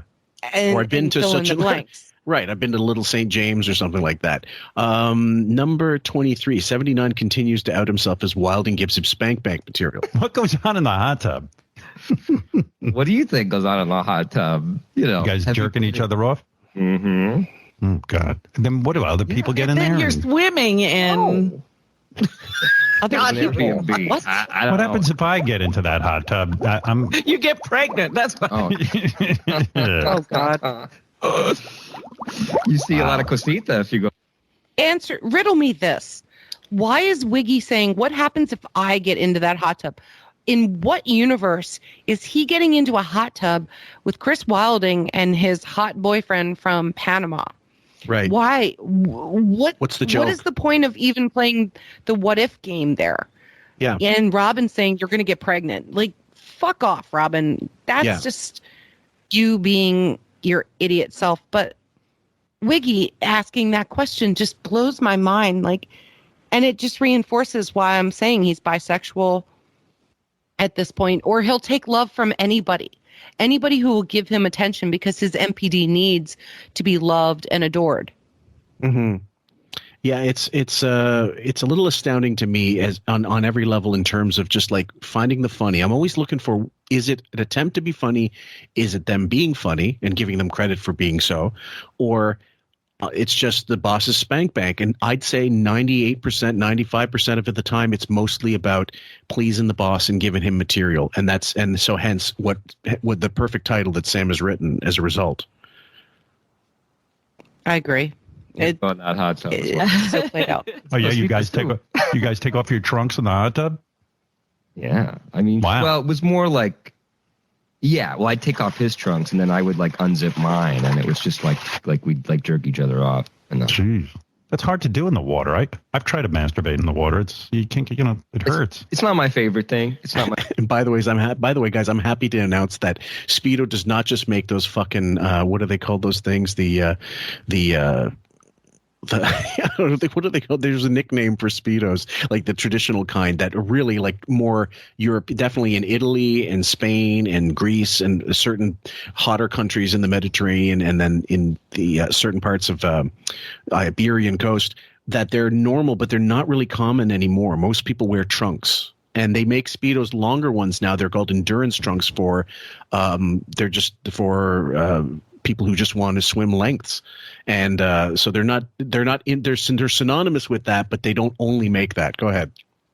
Are you talking about nut huggers and banana hammocks? Banana hammock was what I'm thinking of. Yeah. Thank you. Okay. Just checking. Exactly. So he still has that in his mind, like, Russians wearing thongs and shit like that. Big fat Russian guys. So number 24, Jennifer Vitz Shade. Yeah, I don't get it. But anyway, she did an amazing concert. I wish you had heard it. I don't know how many people heard it, but I'm sure we'll re-air it on demand, right? You can. I believe so. Yeah. Jennifer Witz, who runs this company, just emailed me and asked me if I could take another couple of months off. She said the channels ran better without me. Let me just get in the way. Okay, this is a great clip, Sam, and the reason why this is so good is because he does. The only time he has to mention her is when he wants to throw shit at her. He absolutely is doing this sarcastically as a dig, like, fuck you, I just came back, or I'm going away, or just came back, and fuck you for the 2 months off. Fuck you for forcing me to take days off. That's his whole MO. Mm-hmm. Is he's always fighting management. If it's not his way, it's the wrong way. Mm-hmm. Giving shit any chance he gets, backhanded, passive aggressive bullshit. Mm-hmm. Dick slaps, whatever you want to call it. Like, he would have been happy with the same money and fewer days, but less money and fewer days is whatever you want to say. That the only thing in his mind is, I'm making less now, and that's bothering the fucking shit out of him. Carson, it was the other way around. By the end, he's making $5 million a year, which not a lot by today's standards, and working 3 days a week, and the rest was guest hosts. The whole kicker is he's never going to enjoy all this money. No, or time off. It's always going to be a burden. His nut is always way too big of all the bills he has to pay. Right. And he's never going to be happy. It's never good enough for him. Unless you gave him like $6 billion, it's just not enough. That's right. Unless he can parade around and be like, look at me. Yep. No. He loves the announcements, but the announcements are getting smaller and smaller and worse as we go on. So they are. Next clip, Ralph is fluid. Premise was it was a live call-in advice show. Don't get advice from any of those guys, but it's funny to hear them talking about sex. It was hosted by John Hine, and Chris, of course, represented the gay. Oh, was this the one that Wilding, Ralph, and Ronnie were supposed to be on? Yeah, it was gay, straight, and something else. Yeah. Point of view, and Ronnie was the straight point of view, and Ralph was the who knows. Like, is there a point of view that says who knows? Yeah, I mean, I don't know, but we do know, and I don't know why you've been going on for the last however many years when you've got audio out there of him admitting he's bi, and there's no joke. He was just being straight up. Wasting our time. Yep. I want to say Ralph, I don't know exactly, but I think Ralph, again, I believe Ralph was straight because he's always told me he's straight, but it seems like he was talking like he's gay. Look, I think that Ralph... Yeah, I had a Grandpa Saul as well. And you can see gray if you look really close. Who's allowed to get close? Is what you call fluid. I don't know. He's got a lot of fluid. But okay, and the next clip going right into it, the stylist is out and proud. A, is he gay because of X, Y, and Z? Is I'm doing this, but it's not gay because it's a woman, whatever. I'm with Chris. I mean, I think the only 100% straight person in this room is John Hine. Yeah, and I bet I could even I could even suck him off if I wanted to. I don't know about that. What the fuck? If I wanted to? Again, it's just making the boss proud. Yeah. Anything to entice Wiggy into thinking everybody is fluid. Everybody is willing to do a little something, except John Hine. Anything who goes. runs all the interviews nowadays, I think, because he's the only one that has, like, I don't know, the drive to do whatever the boss wants. Mm-hmm. We'll see. Yep. And then there was this. John Hein asked Ralph if small balls are a deal breaker for him, and Ralph didn't hesitate for a second. He had an answer. He had an answer. You asked me that question. I'm like, what do you mean deal breaker? What do you mean small balls? When am I going to see those? I can't believe John Hein was mandated to do this, or he volunteered for this particular mercy mission, because it sounds just unbelievably like why wouldn't you get some back office like a Steve Brandano kind of person to do it, because he's been on the air before? Why does it have to be John Hein, I wonder? Yeah, could have been Gary, could have been Jason, Will. Sure. Yeah. Will's probably the most masculine out of all of them. Right. Bowie's been broken by his wife. He's a simp. Yeah. And Jason, we've got questions on his sexuality all along. Mm-hmm. Hein just seems to be like Mr. Dependable. He'll just say yes to anything and do whatever. I guess. The following is a deal breaker. First up, doesn't groom their body hairs. Nasty. No. Yeah. Trim down a little bit. You don't have to be smooth like Ronnie's anus, but just at least like take it down a little bit. Big penis, small balls. That's fine. Okay. Thanks. Okay. That's what I needed to know. Exactly. That'll get me through my day. Oh, give me strength. Give me strength. We can do this, Fillmore. John Hein with some real gotcha journalism. Nice job, John. I think that John really thought of these questions. He really thought it out. Yeah. No, I think the back office thought it out and everything was scripted and it was all just spank bank material for El Wigo. Nice work there, Johnny. Yeah, we can't get Ralph to own up to anything, but these questions unearth some things. Big dick, small balls. Yes, that's awesome. That's fine with me. Oops. I even said trip. Super. Yeah, and of all the people to be making fun of the TH, the fucking suffering succotash voice. Right. Suffering succotash. Exactly. Sylvester Stern himself. Down stuff. He wasn't talking about women. Oh, what did I just say? You just confused me. Okay. Next clip. John Hein recovering from his new role as sexual interviewer. What was the resolution on Ralph? I mean, it sounded to me like you tricked him into saying he's into guys' balls and stuff. Am I correct? Hit him with the Hein! Yeah. That was the saddest drop ever. That had no strength, no power. No one cared about it. That was almost like Fred going, I still got it. Where are you at? Yeah. What's up? No, I'm still recovering from doing that show. I mean, it was pretty wild having Ronnie and Chris and Ralph. But Ralph wouldn't admit, he wouldn't state what his sexuality or sexual preferences are. But as you played in the clip and you heard, it seemed like he had a lot of familiarity. I don't even want to go through the rest of that, honestly, because it's just nonsense bullshit. This one's a shorter clip. Elite Shithead 79 speak. The fun of the horror of having Ronnie as a limo driver was that he's like an angry road rage type guy, and sometimes he'd jostle me back there in the back of that limo.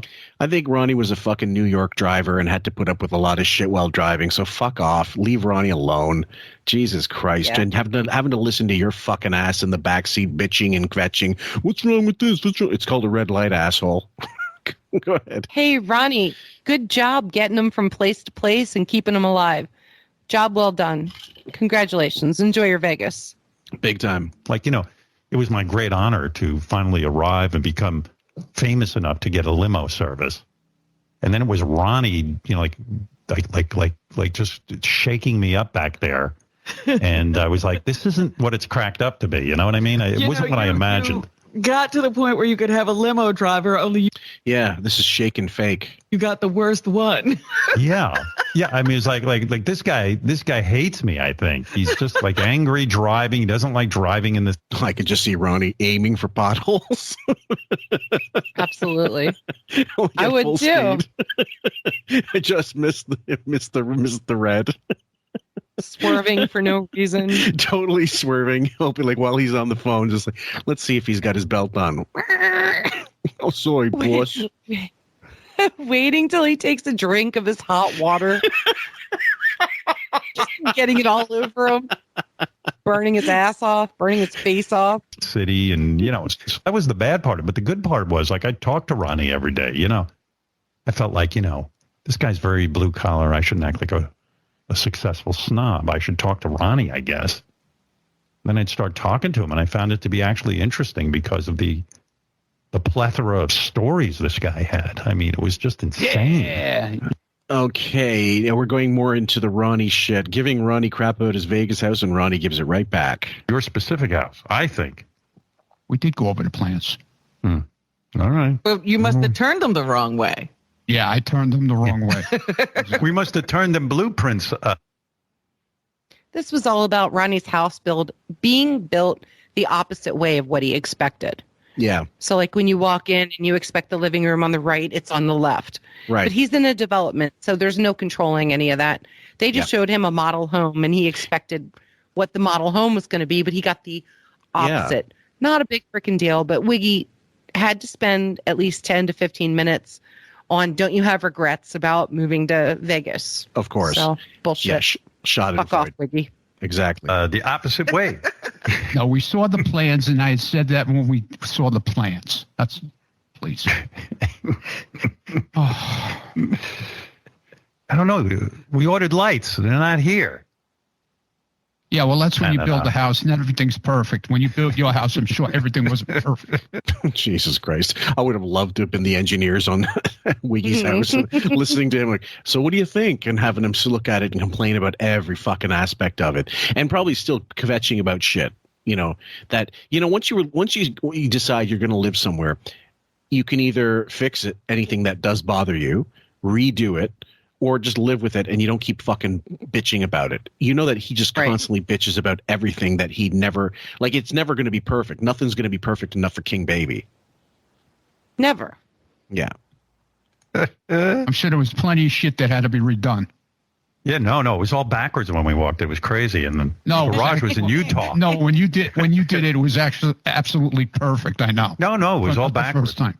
Yeah. No, the driveway, I remember we came to our house after we built it, and the driveway was in the living room, so I understand. That's good. Good thing you never had to pull into the driveway, asshole. Next clip, guys, is called Mick Jagger Belly Advice. I know people say that, like, Mick Jagger isn't a good-looking guy, but I've been watching a lot of concert video of the Stones, and he's a really good-looking guy. And then when he lifts his arms up, he likes to show his belly. He's like a... Oh, okay, guys, I give up. I just give up. Please, Raven. What is it in Spanish? I surrender. No lo contendera. I don't know. No contero or lo siento. I'm sorry. Yeah, lo siento. Wiggy is courting Mick. This is the little dance he does to give, like, he kind of probably already knows that Mick's going to come in at the end of September. Yeah. And this was September 7th, and he came in on the 29th. So I'm sure it was on the schedule by now. It had to have been. And he's licking his balls. That's all he does. He's giving him his due in his own retarded homosexual way. I have to be honest, I've seen Stones concert videos and stuff like over the years, there's shitloads of footage. And I don't even actually, I listen to it. I don't even watch it because I just care about the music. I don't care to see them live. It's okay, but I'm never like focusing on the front man. I'm sorry, not when it comes to any band really. I'm looking around all the time, like what's going on over there? What's the drummer doing? He seems to be focused on Jagger's body. I've been a fan of the Stones for almost 40 years, and I've never once said Mick Jagger is attractive.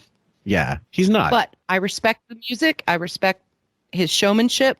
The effort. And so I'm all in on them that way. And their jazz background and their blues. Blues, yeah. But looks, no.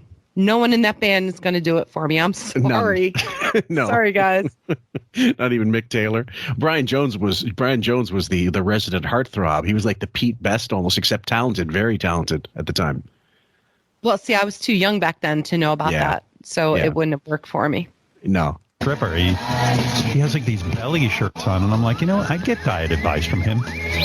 Like, how is Mick Jagger at like 80 still got no flab on his stomach? It's like good enough that he can lift his arms up, and he loves to show his belly to the crowd. Oh, I remember. Okay, so the advice is dance around for 8 miles. Yeah. And let us know how you're doing, Wiggy. See you in the grave. Good luck with that. Pretty much. Yeah, he's an idiot. He and the thing is, I think Wig would have been smarter in his 40s to start diversifying his workout, because what it was he just jogged. He only jogged, and that's going to kill calories, but it's not actually going to build up your arms, your legs, whatever. I mean, it'll help you with endurance, because he was jogging. He wasn't doing wind sprints. He wasn't doing any kind of he wasn't doing it. He might have been doing endurance training, but you're not going to build yourself up with it. That's strictly to burn calories. So it just ate up. Yeah. Well, the anorexia ate up all the muscle tendons and meniscus that he might have had in his knees. So there's nothing left to the guy. He's just bones right now. Oh fuck! He just bones. Yeah, and I'm sure the dietitian, like whoever, like Pat Benaki and those guys, they probably told him, "You're eating wrong," and he said, "Fuck you, I know better anyway, and I'm just not eating." I'm guaranteed that's how it went down. Number 31, Wham! My genetics. Yeah, well, I would have liked to look good at some period in my life. Yeah, well, at least they had it. I always tell people my genetics mean I just suffer longer than the rest of you. Fuck off. My mother. She's a trip. I've been very involved with her over the summer. Oh yeah. I hope he breaks his both hips simultaneously just by changing the channel in his armchair. I swear to God, he's so fucking repulsive at this point. I almost want to say no more fucking breakdowns at that point. It's so fun to dream about how he's going to go. Oh, it really is, because we're all going to see it before it happens. I mean, I got to believe that 90% of us are going to outlive him. I would almost love to Photoshop his head on the coyote in the Bugs Bunny Roadrunner cartoons, just to see him constantly getting blown up, running into walls, getting hit by trucks, knocked over, like crushed by rocks. Can we get that on the Face app? I'll reface app. I'll look it up and see what I can do. Number 32, mocking his mother's misery in an old age home and isolation, fear mongering torment. It's not an old. Sounds fun. It's just like and it's not like assisted living, but they live in a nice complex with just the elderly people, and and then like I'll call her up. I'll go, Mom, you got to stay indoors because people in your complex have been like 16 reported COVID cases. Oh, really? What are you telling me? What are you saying? Okay, now I think we've established earlier on in earlier shows that they don't live in an old age home. They live in a retirement community, but they have help at the house that he pays for, obviously. Okay, so they're free to go. Ben just literally probably can't go physically, or he can be wheeled out maybe in a wheelchair or something, but not on his own power. I'm presuming. I don't know this 100%. He's given like dribs and drabs of information, but not 100. Not full on. Right, and they have services to take them around town to go places and do what they want. Nathan's. Yeah. Mom, I'm just trying to warn you that all you call is with bad news. I can't take it. That's very telling, and I actually believe she did say that to him. That I do believe. Yeah, I agree. It's just daggers in my ears when I hear him doing her voice or Ben's voice, because it's not funny. It's not funny. It's not fun. But in this case, can you imagine him like, who else can I call to share my fucking misery with? Oh, Mom, I haven't talked to her in a while. Let's give her a call and not ask how they're doing. They're doing. No, but what I'm trying to say to you is I get the newsletter from your community, and there's another bunch of cases, and they're going to lock everyone down. What kind of life is this?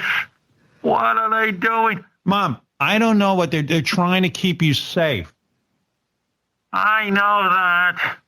Okay, I'm going to leave that one alone because the next one continues it. Oh, family drama. Sister Ellen says, live your life, Mom and Dad. Oh. Okay. I just know, like, Beth goes to me, you should call your mother. I go, no, you should call my mother. What? Drink. And the bearer of bad news, you know, evidently, like, I think my sister tells her she should, like, live her life, but then I'm the one who tells really? her, don't live your life, just live in the apartment. Well, what are they doing? I mean,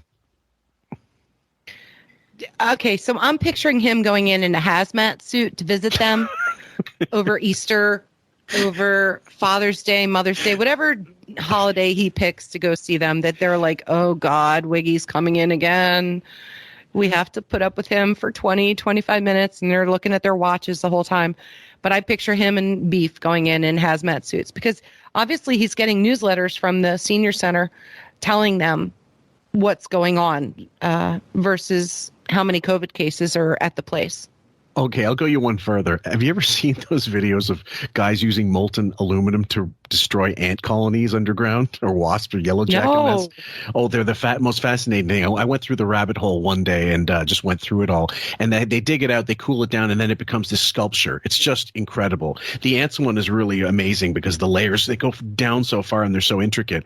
But what they have to do, obviously, they're melting the aluminum themselves at this cauldron, and then they have to use a thing to hold the thing to pour it in, and it's quite heavy and all that, but whatever. I just imagine him in the hazmat suit, and instead of hugging them, he's using this prong to touch them on the shoulder kind of thing. Like, that's as close as you're getting to me.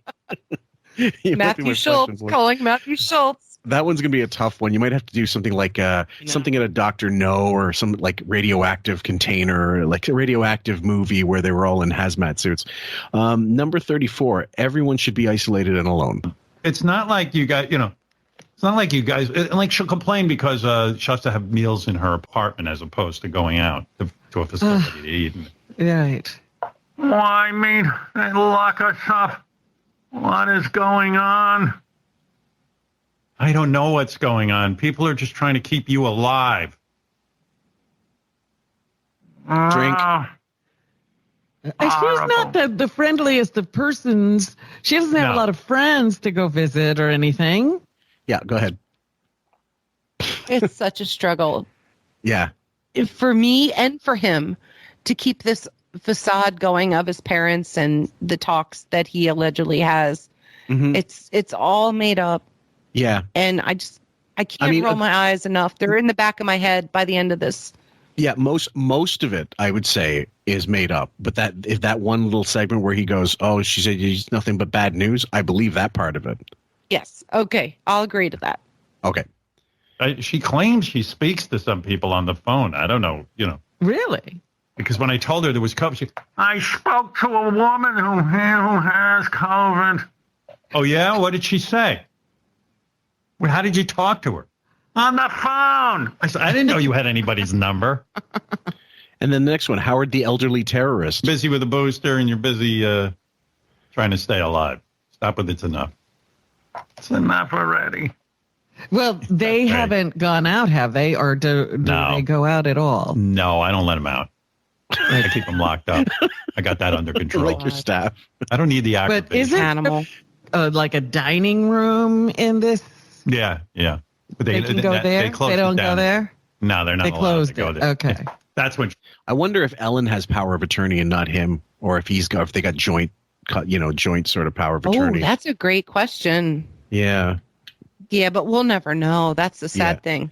Yeah. And if I'm them, I'm picking Ellen totally. I am not picking his fucking lame ass. Oh yeah, I would say Ellen's got power of attorney, and he's paying for it because he can and because he feels guilty. Mm-hmm.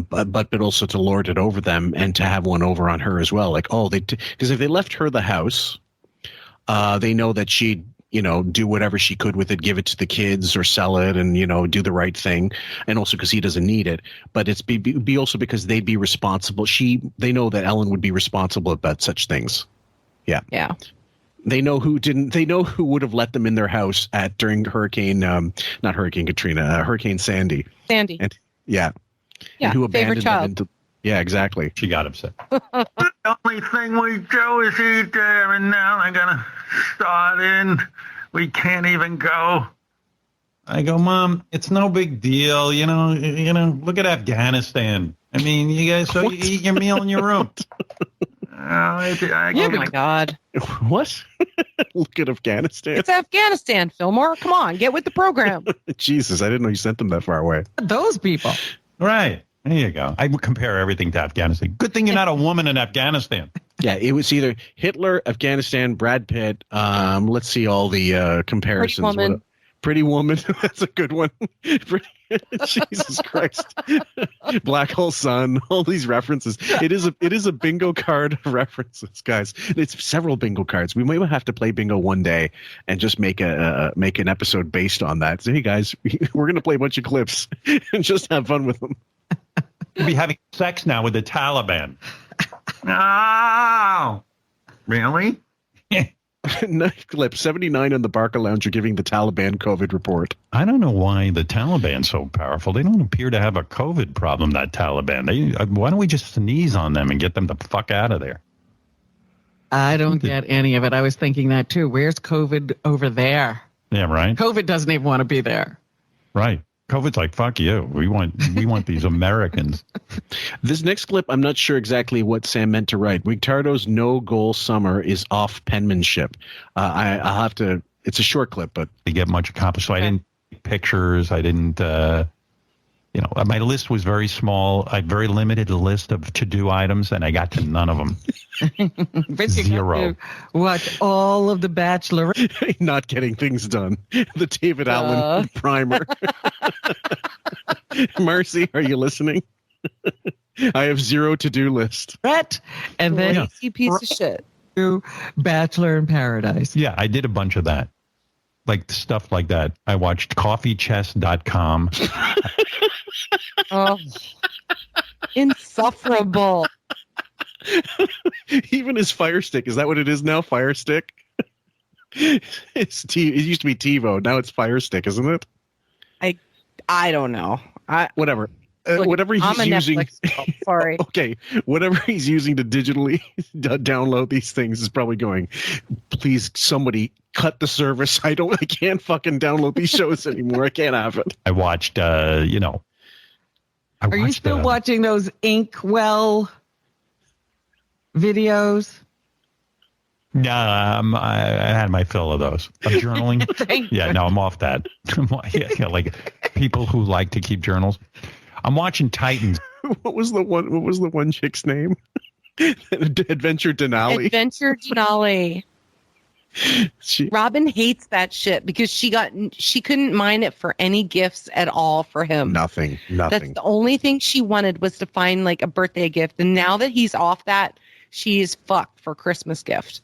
Yeah, big time. Number 38, Jimmy Kimmel's trying to be a friend tutor. Hey, I love John. If he does a Bill Maher kind of thing, I'm there. I don't know. I love Bill. Love Bill. Love John. John's my guy. Actually, I thought I would be closer to John. Like I almost. He's talking about John Stewart, if I'm not mistaken. Yeah. Jimmy tried to get me together with John over the summer, to start emailing, and Jimmy's such a good guy.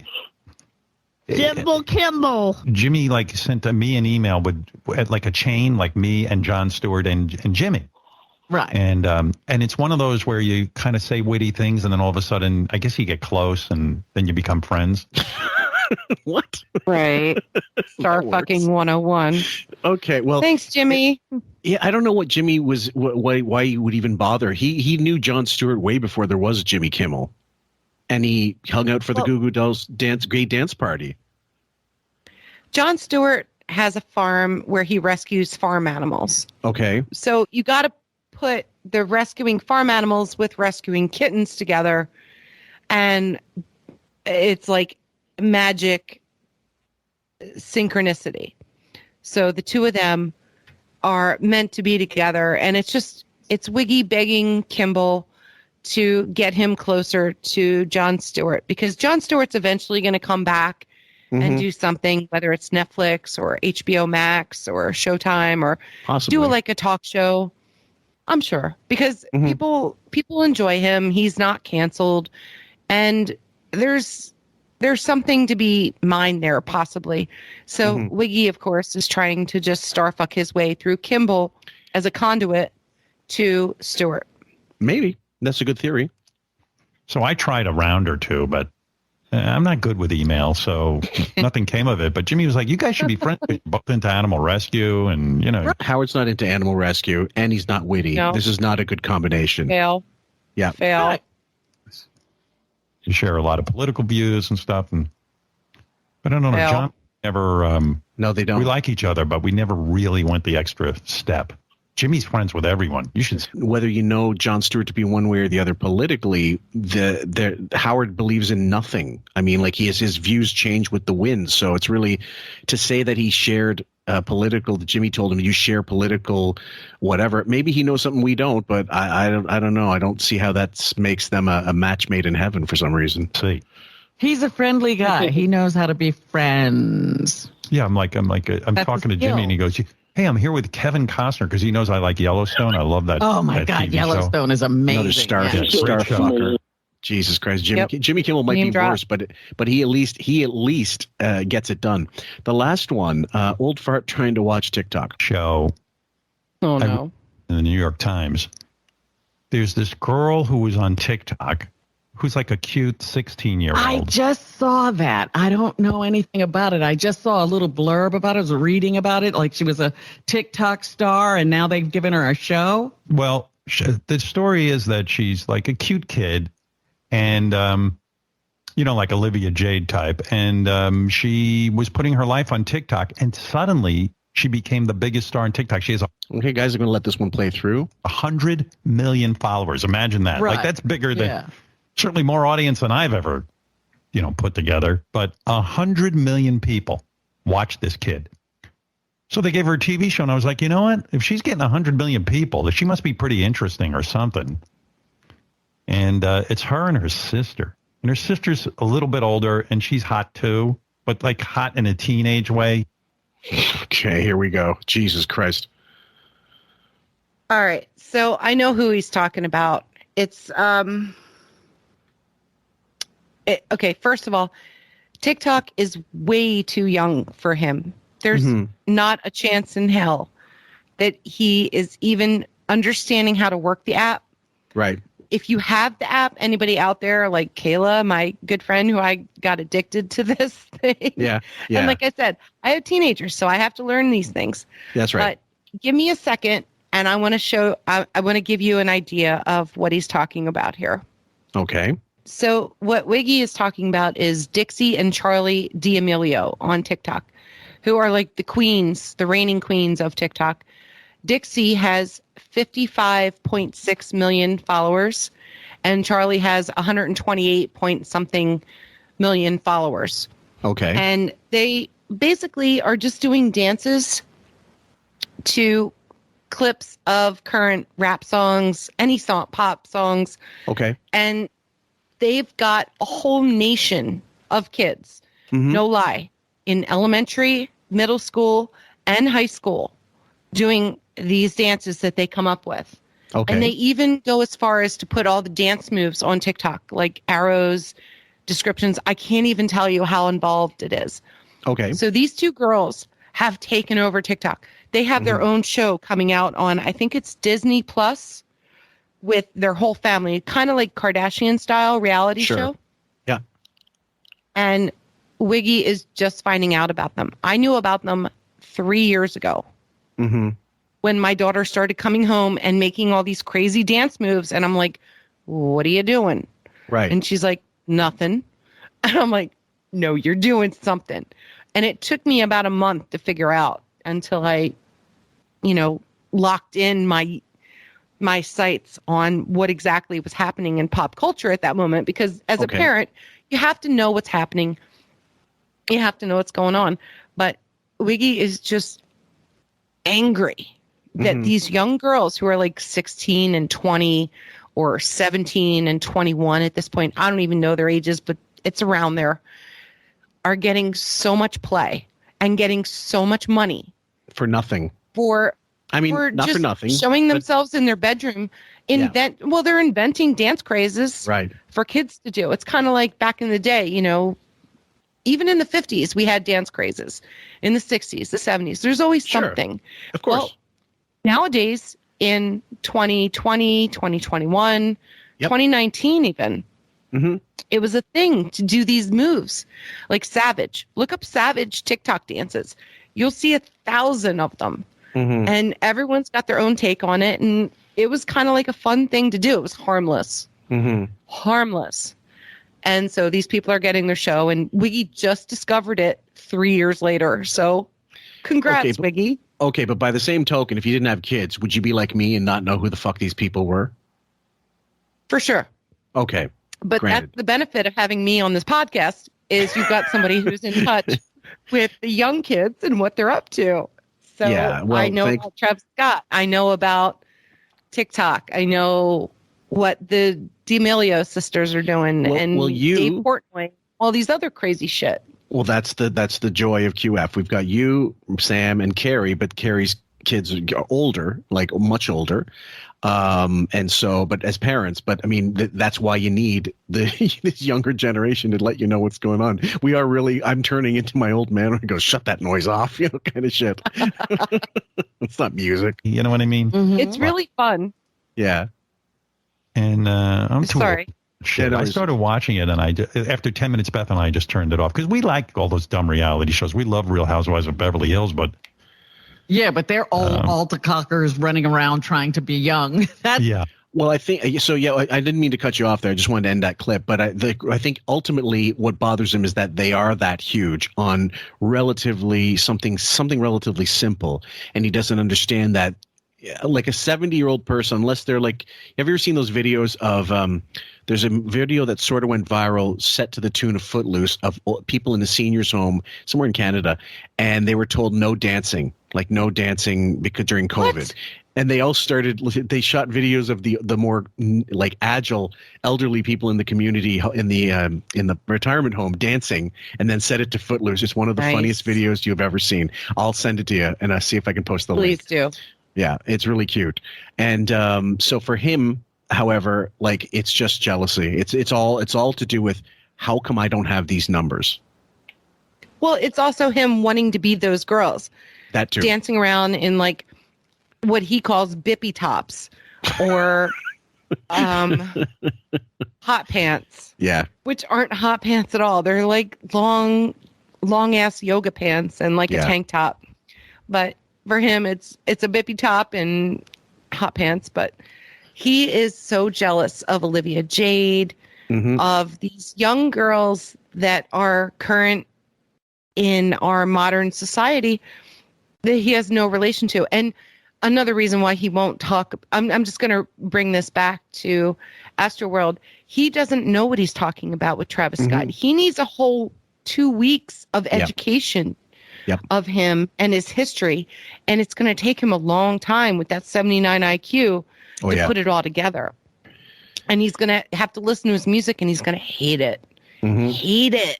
And then staff's going to have to give him opinions to talk about this stuff. That's why we're not hearing about it right away. That's why it takes him so long for current pop culture references to come into play on the show. And it has to be super politically correct. Well, guys, I agree. And I think, and the other thing is control. He can't control the popularity of these people, and he can't affect them. If he talks about them, if he shits on them, it doesn't make a difference. He is not going to make a wave in the, like, against or for their popularity wave. It's just like in the realm of how big they get, or, if he can affect them. In the old days when he used to tear people apart, Sam and I are going to do a special episode based on him getting trashed on TV decades ago, and then wanting to go after someone because they trashed him, and it's the funniest the stupidest rant you've ever heard. It might just be a mini-sode, but it's going to be a lot of fun. At any rate, guys, thank you for sticking through this one. It was a particularly long episode, so we apologize for if it was too long, but it's with the nature of the app, you can start and stop with us, boys and girls. We love your support. Join us on Patreon. We're pushing steam there like crazy, and we are gearing for a pretty harsh winter from what the weather's feeling like so far on this side of the world. We hope you guys are staying warm wherever you are and safe. Rav, anything you want to sign off or any shout outs before we let this one go? No, just this is kind of like a tough time of the year for some people with days getting shorter and I don't know, just weird shit seems to be happening. It seems to be a pattern in people's lives. So just try to be calm and weather the storms, literally and figuratively. Hang in there. We love you and hope you got some laughs. Thanks for listening. Johnny was going to call in with a... Later, man. Good. Thanks for calling. All right, Eric. Announcement. Take care, today, buddy. but He sprained his ankle. Yeah, we'll see you. All right, hey, Eric, I got to run along. Take care, buddy. All right, thanks, Eric. Oh, wait. Go fuck yourself. Anyone looking to go to any concerts this summer? No. Check out. Get No, no one wants to go. We'll see you, buddy. Red Rock. Bye. Hank, you're on the air. Hey now, Howard. Howard.